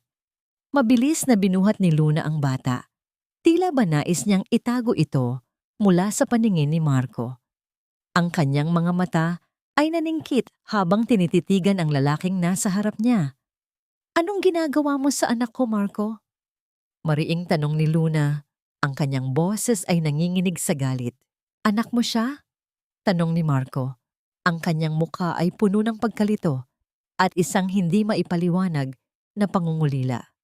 She's beautiful, Luna. She has your eyes, but there's something about her, something familiar. Huwag mong hawakan ang anak ko, Marco. Hindi mo siya kilala at hindi mo siya makikilala. Sagot ni Luna habang mahigpit na niyayakap si Luz. Bago pa man makasagot si Marco, isang matining at mapanghusgang boses ang pumailan lang mula sa likuran. Doon ay nakatayo si Doña Victoria, nakakarating lamang para samahan ang kanyang anak. Ang kanyang mga mata ay naningkit habang sinusuri ang batang nasa bisig ni Luna. Lumapit ang matanda. Ang kanyang mga takong ay tila bawat pako sa krus na dinadala ni Luna. Sino ang batang ito? Tanong ni Doña Victoria. Ang kanyang boses ay kasing talim ng isang labaha. Tumingin siya nang malapit sa mukha ni Luz. Sinusuri ang bawat anggulo nito. Isang kakaibang gulat ang gumuhit sa kanyang mukha na agad niyang pinalitan ng isang mapang-uyam na ngiti. Kamukhang-kamukha niya ang batang iyon. Ang batang akala ko ay itinapon na sa putikan kasama ng kanyang ina. Nanigas ang buong pagkatao ni Luna. Ang lihim na pilit niyang itinatago ay tila dahan-dahan ng nabubunyag sa harap ng mga taong pinakakinakamuhian niya. Ano ang ibig ninyong sabihin, Mama? Tanong ni Marco. Tinitingnan ng kanyang ina at si Luna nang may pagdududa. Tumingin si Doña Victoria kay Luna. Ang kanyang mga mata ay puno ng lason at katusuhan. Wala lang, Marco. Sinasabi ko lang na ang mundo ay maliit. Minsan, ang mga basurang akala natin ay wala na, ay muling nagbabalik sa ibang anyo. Hinawakan ni Luna nang mas mahigpit si Luz. Ang kanyang puso ay tumitibok ng mabilis sa kaba. Alam niyang ang bawat segundo ay isang panganib. Isang din, test result lamang ang naghihiwalay sa kanyang kapayapaan at sa isang gulo na hindi niya alam kung handa na siyang harapin. Magagawa kaya ni Luna na protektahan si Luz mula sa kuko ng mga agire o ang pagkakataong ito na rin ang magiging mitya ng pagguho ng kanyang maingat na binuong maskara? At ano ang gagawin ni Marco kapag ang kanyang puso ay tuluyan ng sumigaw ng katotohanang matagal nang ipinagkait sa kanya? Hindi mo na ako mahal, Marco. Pera lang naman ang habol mo sa pamilya ko ngayon, di ba? Akala mo ba, hindi ko alam, na ginagamit mo lang ako para isalba ang kumpanya ninyong papunta na sa basurahan? Ang sigaw ni Sabrina ay umalingaw-ngaw sa loob ng marangyang master's bedroom ng mga agire, ngunit ang bawat salita ay tila walang laman. Ang bawat paghagis niya ng mga mamahaling unan at ang tunog ng pagkabasag ng isang kristal na florera sa sahig ay hindi na sapat para makuha ang atensyon ni Marco. Nakatayo si Marco sa tapat ng bintana. Ang kanyang mga kamay ay nasa bulsa ng kanyang pantalon at ang kanyang paningin ay nakatuon sa malayo. Ang kanyang katahimikan ay mas nakakabingi kaysa sa anumang hiyaw ng kanyang asawa. Sa kanyang isipan, paulit-ulit na bumabalik ang mga larawang ipinadala sa kanya ng isang hindi kilalang tao kaninang umaga. Mga larawan ni Sabrina na kasama ang isang batang lalaki sa isang tagong hotel sa Tagaytay. Ang kanilang mga tawa at yakap ay tila isang malupit na biro sa kanyang pagkatao. Ngunit imbes na galit, ang tanging naramdaman ni Marco ay isang malalim na pagkapagod. Isang pagkapagod na tila ba ang lahat ng kanyang pinaghirapan ay isang malaking pagkakamali. Habang nagaganap ang gulo sa mansyon, si Luna Aguilar ay nakaupo sa kanyang opisina. Dahan-dahang iniikot ang baso ng pulang alak sa kanyang kamay. Ang amoy ng alak ay matamis at nakakalasing. Tila ba ang halimuyak ng tagumpay na matagal na niyang hinihintay.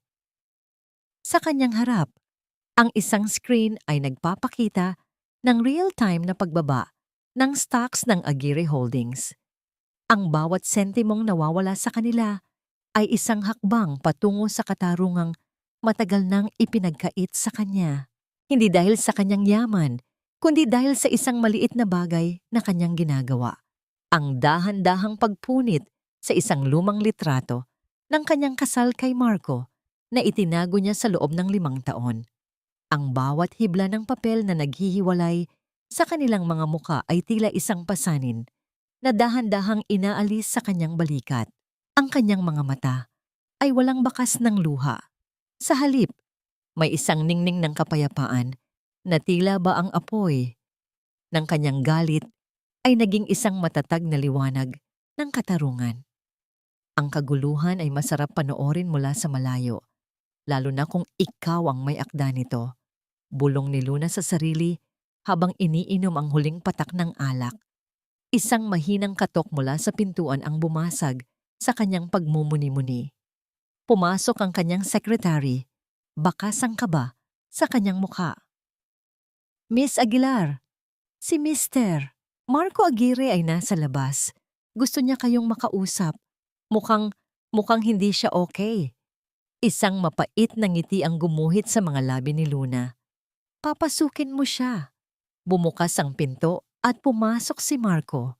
Ang kanyang buhok ay gulo-gulo. Ang kanyang polo ay may ilang lukot. At ang kanyang mga mata ay mapula at puno ng pangungulila. Lumapit siya kay Luna. Ang kanyang mga hakbang ay tila badala ang bigat ng buong mundo.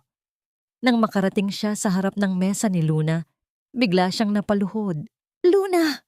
Please, help me!" Ang boses ni Marco ay basag. Tila isang taong nalulunod na pilit humahawak sa huling piraso ng kahoy. Gulo-gulo ang buhay ko. Ang asawa ko. Niloloko ako ni Sabrina. Ang kumpanya ko ay bumabagsak. Ikaw lang ang tanging taong mapagkakatiwalaan ko ngayon. Ang ironya ng kanyang sinabi ay tila isang matalim na kutsilyo sa lalamunan ni Luna. Ang lalaking nagtaboy sa kanya dahil sa tiwala ng kanyang ina at asawa ay ngayon ay nagmamakaawa sa kanya para sa parehong bagay. Ang pakiramdam ni Luna ay tila isang matamis na karma na dumadaloy sa kanyang mga ugat. "Tayo ka na dyan, Marco," wika ni Luna sa isang boses na malambot ngunit may talim. Dahan siyang tumayo at lumapit sa lalaki. Inilagay ang kanyang kamay sa balikat nito. Ang init ng kanyang palad ay tila isang lason na dahan-dahang nanunuot sa puso ni Marco. "Andito ako. Hindi kita iiwan sa ganitong kalagayan." "Bakit Luna? Bakit ka ganito kabait sa akin sa kabila ng lahat?" tanong ni Marco habang nakatingin sa kanyang mga mata. Ang kanyang mga kamay ay dahan-dahang humawak sa kamay ni Luna. "Dahil alam ko ang pakiramdam ng mawalan ng lahat, Marco," sagot ni Luna. Ang kanyang boses ay puno ng pait na binalutan ng tamis. "Alam ko ang pakiramdam ng itapon sa dilim habang ang mundo ay tumatawa sa'yo." Niyakap ni Marco si Luna ng mahigpit. Ang kanyang mukha ay ibinaon sa leeg nito. Sa mga sandaling iyon, naramdaman ni Marco na tila natagpuan na niya ang kanyang tahanan. Hindi niya alam na ang bawat segundo ng kanyang kaginhawaan sa piling ni Luna ay bahagi ng isang mas malaking plano para sa kanyang ganap na pagkawasak. Sa labas ng opisina, si Doña Victoria ay kakarating lamang. Ang kanyang mga mata ay naningkit nang makita ang siluweta ng kanyang anak na nakayakap sa babaeng kinatatakutan niya. May hawak siyang isang sobre na naglalaman ng mga ebidensyang pilit niyang kinalap tungkol sa tunay na pagkatao ni Luna Aguilar. "Akala mo ba ay matatalo mo ako, Celeste?" Bulong ng matanda sa kanyang sarili habang mariing hinahawakan ng sobre. "Ang dugong Aguirre ay hindi kailanman magpapasakop sa isang tulad mo." Habang si Marco ay nakakahanap ng konsolasyon sa piling ni Luna at si Sabrina ay abala sa kanyang sariling mga kasalanan. Isang lihim na DNA test result ang dahan-dahang dumarating sa pintuan ng mansyon ng mga Aguirre. Isang resulta na magpapatunay kung sino nga ba talaga si Luz sa buhay ni Marco. Ano ang gagawin ni Luna kapag ang kanyang paghahasik ng kaguluhan ay tuluyan ng humantong sa isang katotohanang hindi na niya mapipigilan? At sapat na ba ang yakap ni Marco para mapatawad ng isang pusong 5 taon nang namuhay sa puot?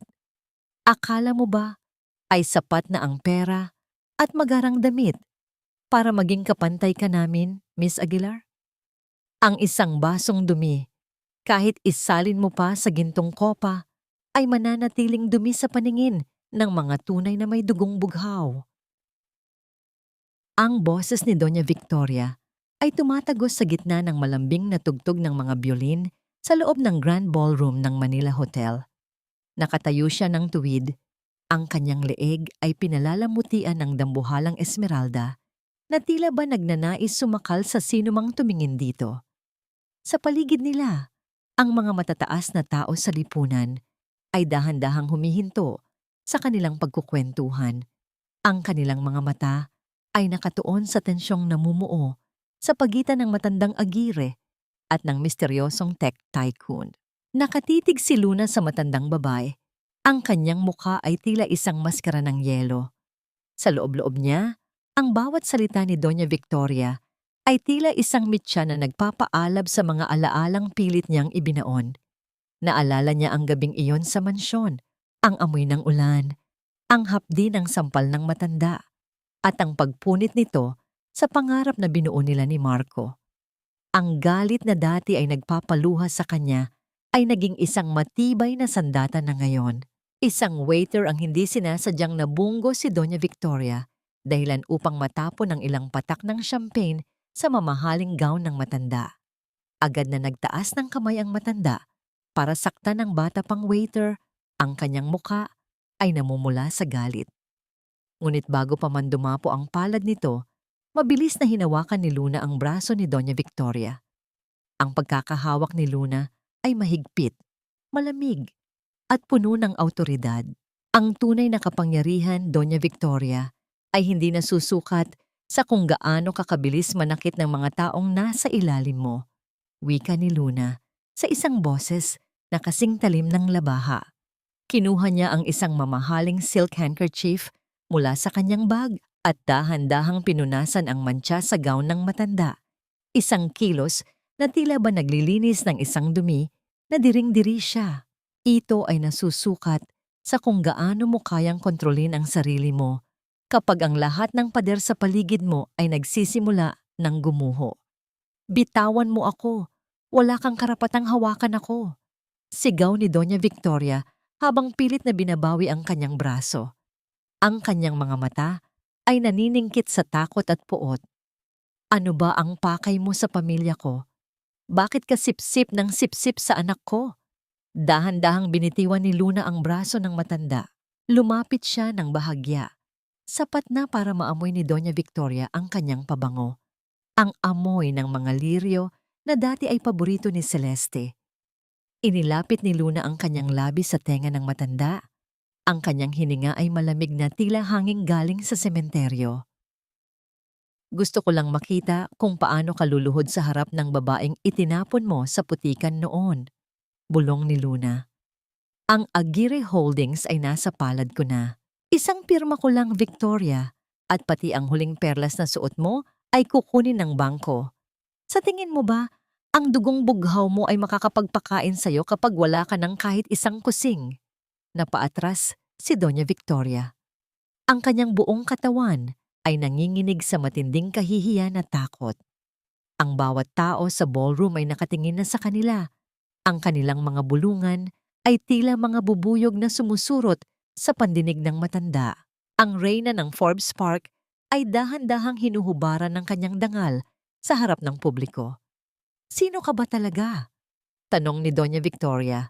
Ang kanyang boses ay nanginginig na ngayon. Hindi ka si Luna Aguilar.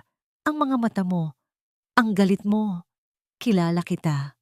Isang misteryosong ngiti ang gumuhit sa mga labi ni Luna. Hindi siya sumagot. Sa halip, kinuha niya ang isang baso ng wine at tinaas ito bilang pagbati. Isang tagay para sa katarungan, Victoria.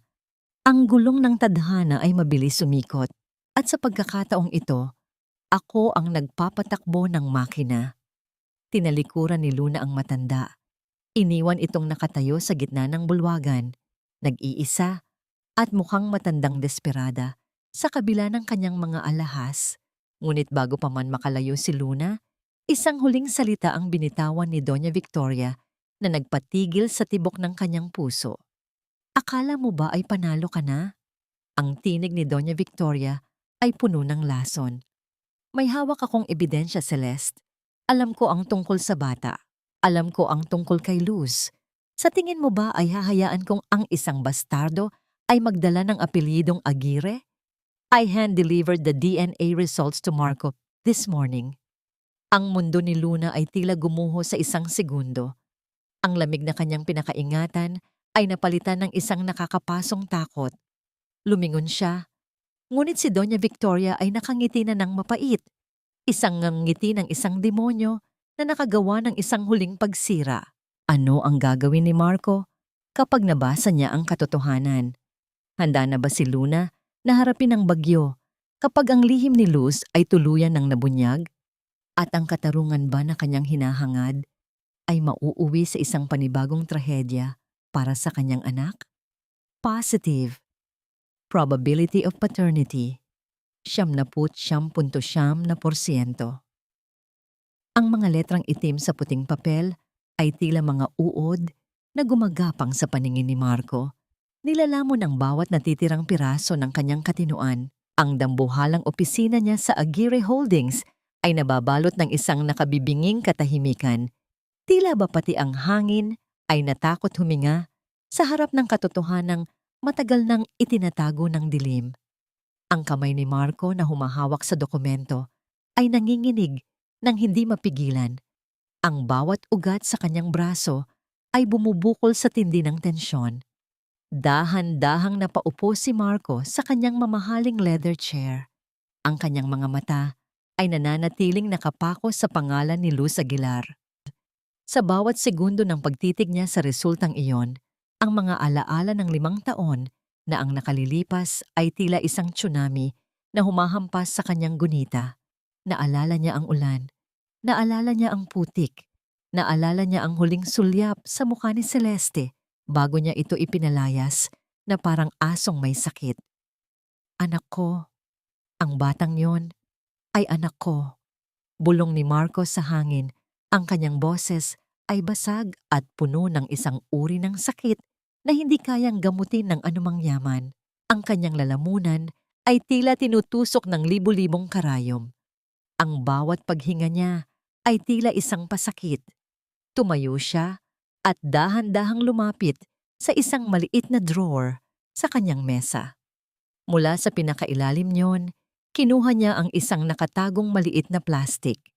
Sa loob niyon ay ang mga piraso ng pinunit na ultrasound na pinulot niya ng palihim sa kalsada noong gabing itinaboy niya si Celeste. Pinilit niyang pagtabi-tabihin ang mga piraso.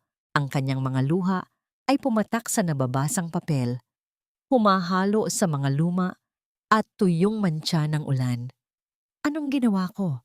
Anong ginawa ko sa sarili kong dugo? Ang kanyang tinig ay naging isang mahinang hagulgol na tila nanggagaling sa kailaliman ng kanyang kaluluwa. Bumukas ang pinto ng kanyang opisina nang walang pasabi. Pumasok si Doña Victoria. Ang kanyang mukha ay tila isang reynang nagwagi sa isang madugong labanan. Nakasuot siya ng kanyang paboritong pulang seda. Ang kanyang mga mata ay nagniningning sa katusuhan. Nakita mo na ba ang katotohanan, Marco? Sinasabi ko sa iyo, ang babaeng yan ay ginagamit lang ang bata para makuha ang pera natin. Isang pakana lang ang lahat ng ito ni Celeste. Wika ng matanda. Ang kanyang boses ay puno ng lason at walang bakas ng pagsisisi. Tumingin si Marco sa kanyang ina. Sa unang pagkakataon sa kanyang buhay, hindi paggalang ang naramdaman niya, para sa babaeng nagbigay sa kanya ng buhay. Ang nakita niya ay isang halimaw na nakasuot ng alahas. Ang bawat salita ni Doña Victoria ay tila isang pako na lalong nagbabaon sa kanya sa impyerno ng pagsisisi. "Pinunit mo ang ultrasound, ma," wika ni Marco sa isang boses na kasing lamig ng kamatayan. "Itinapon mo ang apo mo sa kalsada. At ako ang pumatay sa pangarap ng sarili kong anak dahil sa pakikinig sa iyo." "Huwag mo akong sisihin, Marco. Ginawa ko lang ang nararapat para sa dangal ng pamilya," sigaw ni Doña Victoria. "Dangal? Saan ang dangal sa pagtulak sa isang buntis na babae sa gitna ng bagyo?" Ang sigaw ni Marco ay umalingaw-ngaw sa buong silid, tila ba nagpayanig sa mga dambuhalang bintana. Ang lahat ng ito, ang pagbagsak ng kumpanya, ang pagkawala ni Celeste.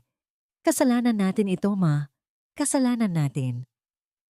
Agad na lumabas si Marco ng opisina, hindi pinansin ang tawag ng kanyang ina. Patakbo siyang pumunta sa kanyang sasakyan, ang kanyang tanging iniisip ay ang makita si Luz.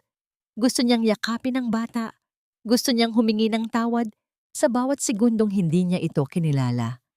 Ngunit sa likod ng kanyang isipan, isang pangalan ng patuloy na sumisigaw, Luna Aguilar. Nakarating siya sa Aguilar Tower sa gitna ng gabi. Ang bawat hakbang niya sa lobby ay tila bawat tibok ng kanyang kaba. Nang makarating siya sa penthouse, nakita niya si Luna na nakatayo sa balkonahe, nakatingin sa mga ilaw ng lungsod. Ang hangin ay humahampas sa kanyang buhok at sa ilalim ng liwanag ng buwan, ang kanyang siluweta ay tila isang multo ng nakaraan. "Celeste?" tawag ni Marco. Ang kanyang boses ay nanginginig sa pag-asa at takot. Dahan-dahang lumingon si Luna. Walang bakas ng gulat sa kanyang mga mata. Sa halip, ang nakita ni Marco ay ang parehong lamig na nakita niya sa mga mata ni Luna Aguilar mula noong unang araw silang magkita. Ngunit ngayon, alam na niya ang katotohanan. Ang bawat haplos, bawat salita, at bawat sulyap ni Luna ay mayroon ng kahulugan. Tapos na ang pagpapanggap, Marco, wika ni Luna sa isang boses na kasing talim ng isang espada. "Nabasa mo na ba ang resultang ibinigay ng iyong ina? Ang katarungan ay hindi na lamang isang salita. Ito ay may pangalan na ngayon at ang pangalang iyon ay Luz." "Patawarin mo ako, Celeste. Patawarin mo ako." Napaluhod si Marco sa harap ni Luna. Ang kanyang mga kamay ay pilit na humahawak sa laylayan ng damit ng babae. "Ibigay mo sa akin ang pagkakataong maging ama kay Luz. Babawi ako sa lahat." Tumingin si Luna sa lalaking dati ay itinuring niyang mundo. Ang lalaking ngayon ay nakaluhod at basag ang pagkatao sa kanyang paanan. Isang pait na ngiti ang gumuhit sa kanyang mga labi. "Gusto mong maging ama, Marco?" bulong ni Luna habang dahan-dahang lumalayo. 5 taon mo siyang pinatay sa iyong isipan. 5 taon mo kaming hinayaang mabulok sa putikan. Ang katarungan ay hindi nakukuha sa isang patawad. Ang katarungan ay ang panunood sa iyo habang nawawala ang lahat ng bagay na mas pinili mo kaysa sa amin. Sa mga sandaling iyon, isang malakas na tunog ng sirena ng pulis ang narinig mula sa ibaba ng gusali. Ang bawat ilaw ng asul at pula ay tumatama sa bintana, tila ba nagbabadya ng isang pinal na pagtatapos. Ano ang gagawin ni Marco kapag ang pulisya ay kumatok para sa mga anomalya ng kanyang kumpanya na si Luna mismo ang naglantad? At sapat ba ang pagsisisi ni Marco para sa isang pusong matagal nang naging bato? Tapos na ang paghahari ninyo, Victoria. Mula sa segundong ito, ang bawat sulok ng gusaling ito, ang bawat hibla ng kurtina sa inyong mansyon, at maging ang huling sentimo sa inyong bangko ay hindi na sa inyo. Akin na ang lahat. Ang boses ni Luna Aguilar ay hindi kailangang maging malakas para payanigin ang buong boardroom ng Aguirre Holdings. Nakatayo siya sa dulo ng mahabang mesa na gawa sa mahogany. Ang kanyang mga kamay ay marahang nakapatong Sa ibabaw ng mga dokumentong nagpapatunay ng kanyang ganap na pagmamay-ari sa 65% ng stocks ng kumpanya. Sa labas, ang araw ay nagsisimulang lumubog, nagbibigay ng isang madugong kulay sa mga bintana ng skyscraper, tila ba nakikiramay sa pagpanaw ng isang imperyo. Sa tapat niya, si Doña Victoria ay tila isang reynang hinubara ng korona sa harap ng kanyang mga kawal. Ang kanyang mukha ay maputla, ang kanyang mga labi ay nanginginig sa matinding galit at hindi maipaliwanag na takot. Hawak-hawak niya ang kanyang dibdib. Ang kanyang bawat paghinga ay tila isang pakikipaglaban sa hanging tila unti-unti nang nauubos sa loob ng silid. Hindi maaari ito. Magnanakaw ka. Ginaya mo ang mga dokumentong yan. Sigaw ni Doña Victoria. Ang kanyang boses ay pumiyok sa tindi ng emosyon. Marco, bakit ka nakatayo lang dyan? Gawin mo ang paraan para mapaalis ang basurang ito sa opisina ko. Tumingin si Luna kay Marco na nakaupo sa gilid. Ang kanyang ulo ay nakayuko at ang kanyang mga kamay ay nakatakip sa kanyang mukha.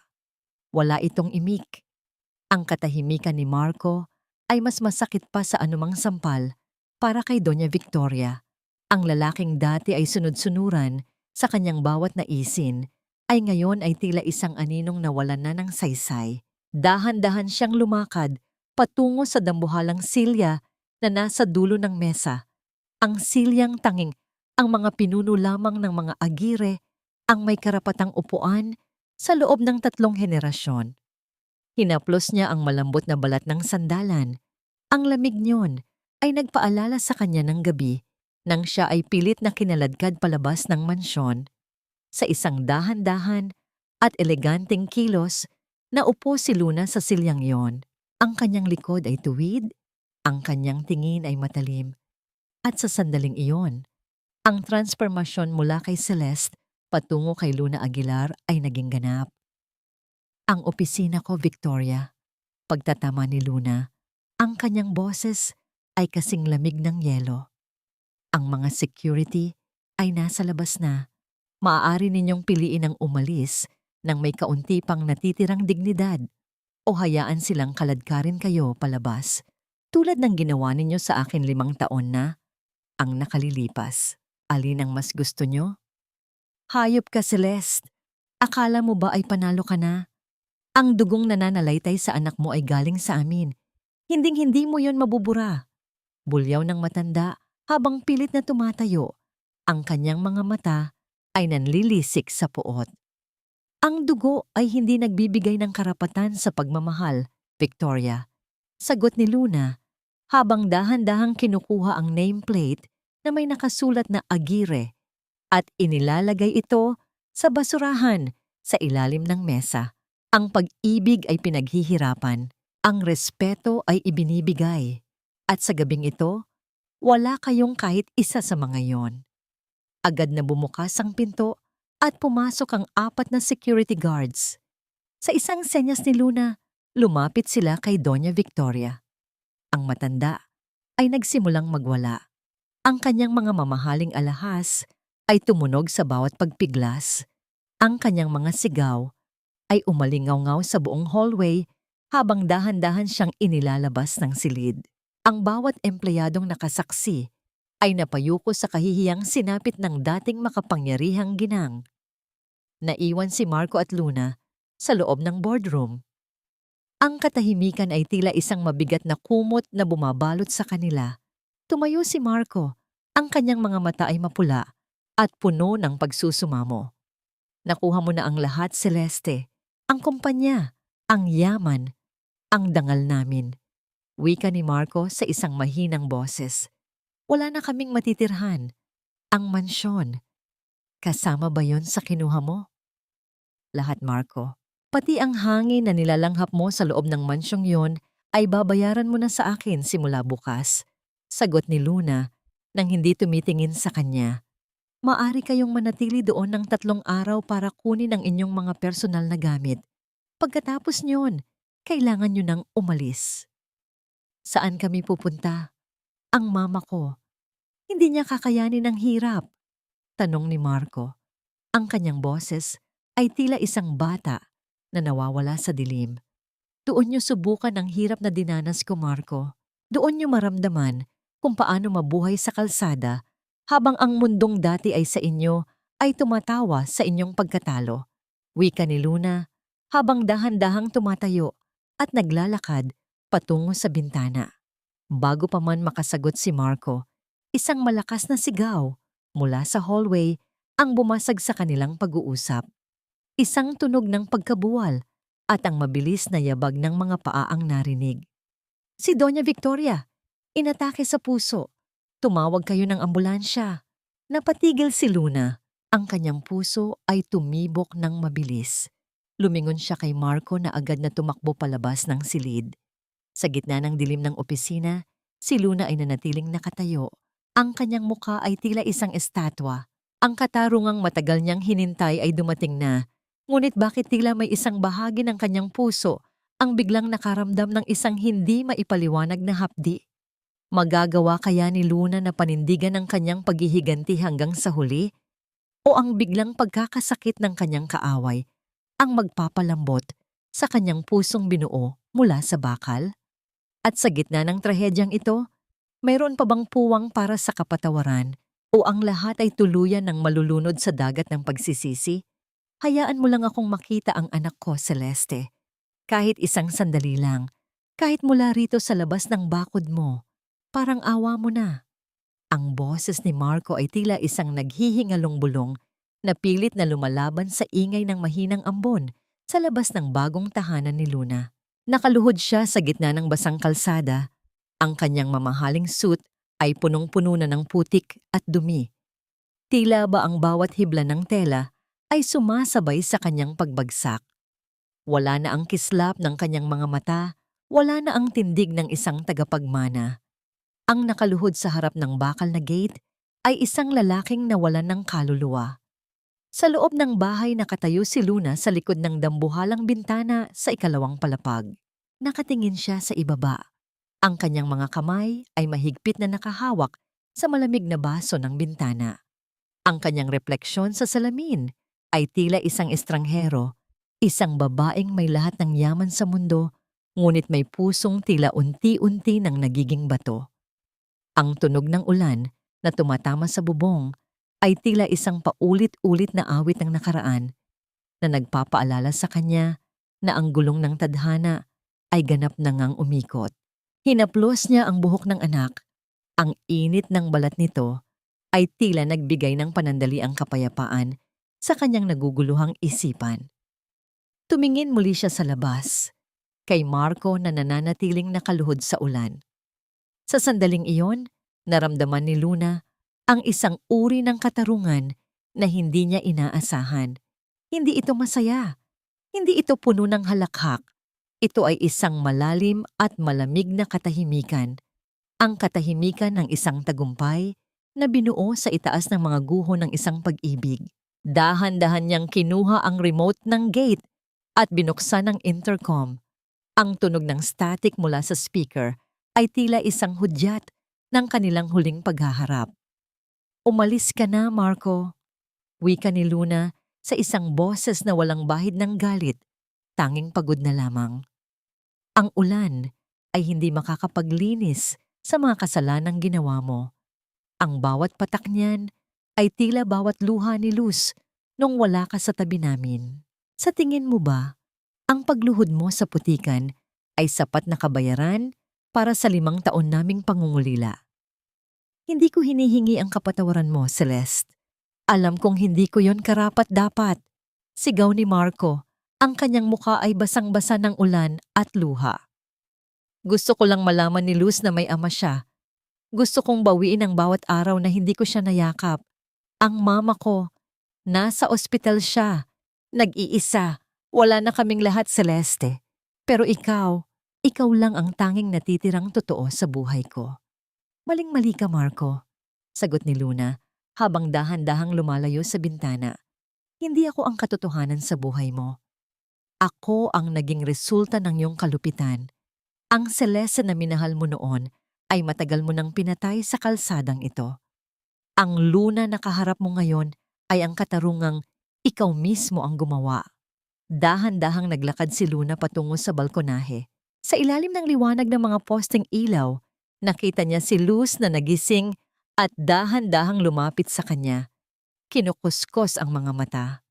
"Mommy, why is that man crying outside?" Tanong ng bata sa isang inosenteng boses. Napatigil ang tibok ng puso ni Luna. Tumingin siya kay Marco at nakita niyang napatigil din ang lalaki nang makita ang silweta ng bata sa balkonahe. Ang mukha ni Marco ay nagliwanag sa gitna ng dilim. Ang kanyang mga kamay ay dahan-dahang itinaas na tila ba nais niyang abutin ng bituin na napakalayo sa kanya. "Luz," bulong ni Marco mula sa ibaba. Ang kanyang boses ay puno ng pagsamba. Hinawakan ni Luna ang kamay ni Luz at dahan-dahang iniatras ang bata. "He's just a traveler who lost his way, sweetheart. Go back to sleep." Tumingin si Luna kay Marco sa huling pagkakataon. Walang poot, walang galit, tanging isang pinal na pagtanggap. "Maari mo kaming makita mula sa malayo, Marco. Maari kang manatili sa dilim at panoorin ang ningning ng anak ko," wika ni Luna sa intercom. "Pero hinding-hindi mo na kami pagmamay-ari. Ang pintong ito ay mananatiling sarado para sa'yo dahil ang bawat pagkakataong ibinigay ko sa'yo noon ay itinapon mo sa putikan. Mabuhay ka sa pagsisisi, Marco. Iyon ang tanging bagay na karapat-dapat sa'yo." Dahan-dahan niyang pinatay ang intercom.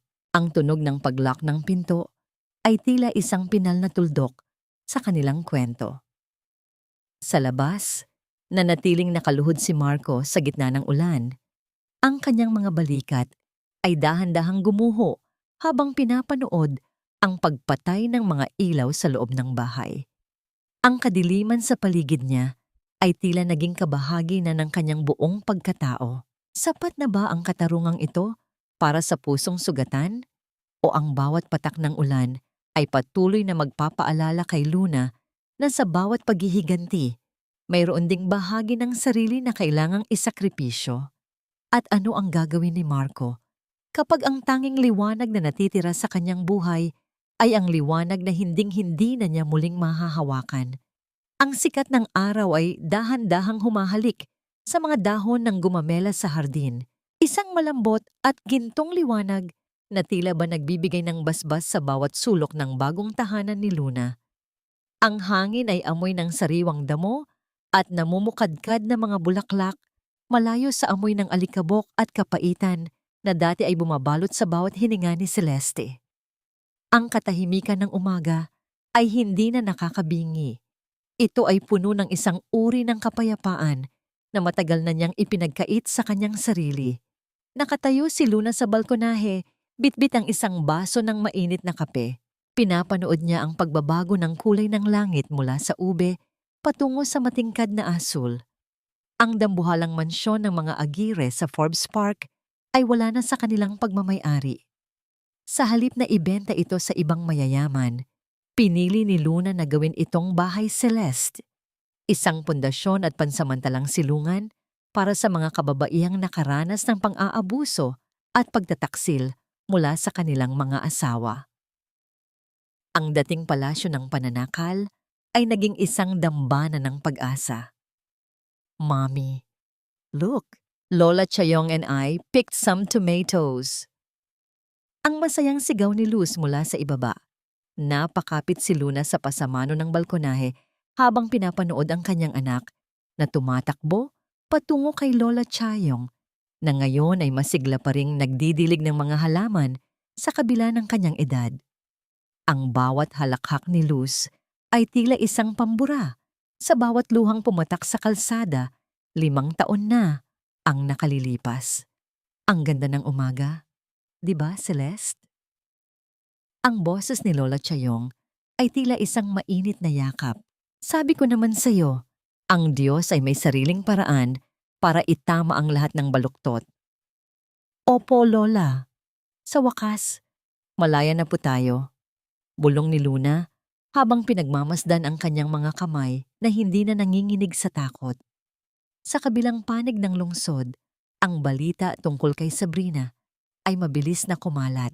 Ang mga rehas ng kulungan ay naging bagong tahanan niya matapos mapatunayan ang kanyang pakikipagsabwatan sa malalaking estafa at paglilipat ng pondo ng kumpanya sa kanyang sariling account. Si Doña Victoria naman ay nanatiling nakahiga sa isang nursing home, hindi na makapagsalita matapos ang atake sa puso. Ang kanyang mga mata ay puno na lamang ng takot at pagsisisi habang pinapanood ang mga anino ng kanyang nakaraan. Si Marco ay balitang nagtatrabaho na ngayon bilang isang simpleng accountant sa isang maliit na kumpanya sa probinsya. Ang bawat barya na kanyang kinikita ay ipinapadala niya ng anonimo sa bahay Celeste bilang isang paraan ng pagbawi. Hindi ito tinatanggap ni Luna para sa sarili. Inilalagay niya ito sa pondo ng mga bata sa pundasyon. Ang katarungan ay ganap na ngang nais sa katuparan, hindi sa pamamagitan ng dugo, kundi sa pamamagitan ng pagpapakita kung paano mamuhay ng marangal habang ang mga nanakit sa iyo ay pilit na bumabangon mula sa kanilang sariling dumi. Isang lalaki ang dahan-dahang lumakad patungo sa gate ng hardin.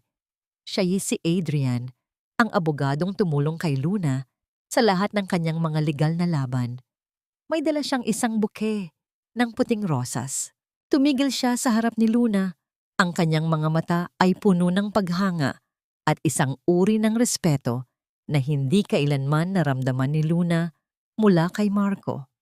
Luna, handa ka na bang umalis? Ang opening ceremony ng foundation ay magsisimula na sa loob ng isang oras. Wika ni Adrian nang may kasamang matamis na ngiti. Handa na ako, Adrian, sagot ni Luna. Sa unang pagkakataon, hindi siya umiwas nang hawakan ni Adrian ang kanyang kamay para alalayan siyang bumaba. Ang haplos na yon ay hindi nakakatakot. Ito ay magaan, tapat, at puno ng pag-asa para sa isang bagong bukas. Habang sumasakay sila sa sasakyan, lumingon si Luna sa kanyang bahay sa huling pagkakataon. Ang Luna Aguilar na punong-puno ng galit ay dahan-dahan nang natutunaw at ang Celeste na puno ng pagmamahal ay muling nagsisimulang sumibol. Ang bagyo ay tapos na. Ang ulan ay tumila na. At sa gitna ng sikat ng araw, ang kanyang buhay ay muling nagsisimulang sumilay. Mas matatag, mas malakas, at handang magmahal muli ng walang takot. Anong aral ang iiwan ng kwentong ito sa mga pusong kasalukuyang nakakaranas ng bagyo? At sapat ba ang sikat ng araw para tuluyang burahin ang bawat pilat ng nakaraan? Ang bawat dapit hapon ay may dalang pangako. Ngunit para kay Celeste, ang paglubog ng araw sa dalampasigan ng Batangas ay tila isang pinal na paghalik sa lahat ng kanyang mga dusa. Nakatayo siya sa puting buhangin. Ang kanyang mga paa ay dahan-dahang hinahaplos ng maliliit na alon na dumarating at umaalis ng may banayad na ritmo. Ang langit ay nababalot ng kulay kahel at ginto. Isang dambuhalang pintura ng kalikasan na nagsasabing ang bawat dilim ay may katapat na liwanag. Sa di kalayuan, nakita niya si Luz, na ngayon ay 7 taong gulang na masayang naghahabol sa mga alon kasama ang kanyang asong si Luna. Ang bawat tawa ng bata ay tila isang himig na nagpapagaling sa bawat sugat na naiwan ng nakaraan. Kasama ni Luz, si Adrian, na dahan-dahang inaalalayan ng bata. Ang kanilang mga anino sa buhangin ay tila nagpapakita ng isang pamilyang binuo, hindi ng dugo, kundi ng tunay na pagkalinga at respeto. Napatingin si Celeste sa kanyang mga palad. Wala na ang panginginig, wala na ang lamig na tila nanunuot sa kanyang mga buto noon. Sa loob ng 2 taon na lumipas mula nang gumuho ang imperyo ng mga Aguirre, natutunan ni Celeste na ang tunay na katarungan ay hindi ang makitang nagdurusa ang iyong mga kaaway, kundi ang makitang masaya ka sa kabila ng lahat ng ginawa nila sa iyo. Dahan-dahan niyang kinuha ang isang maliit na kwintas na may pendant na hugis buwan. Ang tanging alaala na itinago niya mula sa kanyang unang taon ng pagtitiis. Hinawakan niya ito ng mahigpit bago dahan-dahang ihagis sa gitna ng dagat. Ang bawat pagbulusok ng kwintas sa ilalim ng tubig ay tila pagpapalaya sa huling hibla ng puot na nananatili sa kanyang puso. Nahanap na ba niya ang kapatawaran? Marahil ang pagpapatawad ay hindi laging nangangahulugan ng pagtanggap muli sa taong nanakit sa'yo. Para kay Celeste, ang pagpapatawad ay ang pagbibigay ng permit sa kanyang sarili na huwag nang maging biktima ng nakaraan. Pinatawad niya si Marco, hindi dahil karapat-dapat ito, kundi dahil ang kanyang puso ay masyadong mahalaga para panatilihing kulungan ng galit. Si Marco ay nanatiling isang alaala na lamang, isang lalaking dahan-dahang bumubuo ng sariling pagkatao sa gitna ng katahimikan at pagsisisi sa probinsya. Malayo sa karangyaan, ngunit malapit sa katotohanan. Nahanap ba nila ang kapayapaan? Ang katahimikan sa paligid ni Celeste ngayon ay hindi na nakakatakot. Ito ay puno ng mga plano para sa bahay Celeste at sa mga kababaihang patuloy niyang tinutulungan. Ang kapayapaan ay nahanap niya sa bawat yakap ni Luz at sa bawat sulyap ni Adrian na nagsasabing siya ay sapat, siya ay mahalaga, at siya ay karapat-dapat sa isang bagong simula. Anong aral ang may iwan para sa bawat inang nakikinig sa kwentong ito? Ang yaman ng isang tao ay hindi nasusukat sa mga gintong alahas o sa laki ng mansyon, kundi sa tibay ng kanyang paninindigan at sa lalim ng kanyang pagmamahal sa sarili. Ang bawat putik na ipinahid sa iyong muka ay maaari mong gawing pataba para sa pagsibol ng isang mas magandang bulaklak.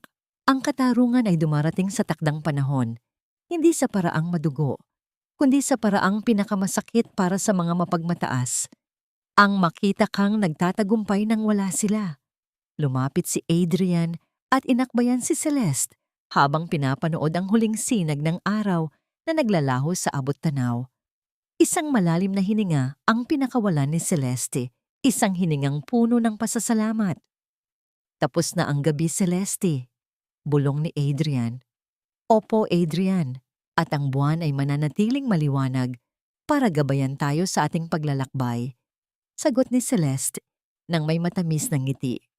Ang kwento ni Celeste ay hindi lamang kwento ng isang babaeng itinakwil. Ito ay kwento ng bawat Pilipinang bumangon mula sa abo ng pagkakanulo upang maging reyna ng kanyang sariling tadhana. Sapagkat sa huli, ang pinakamabisang paghihiganti ay ang mabuhay ng may dangal, kapayapaan, at tunay na kaligayahan.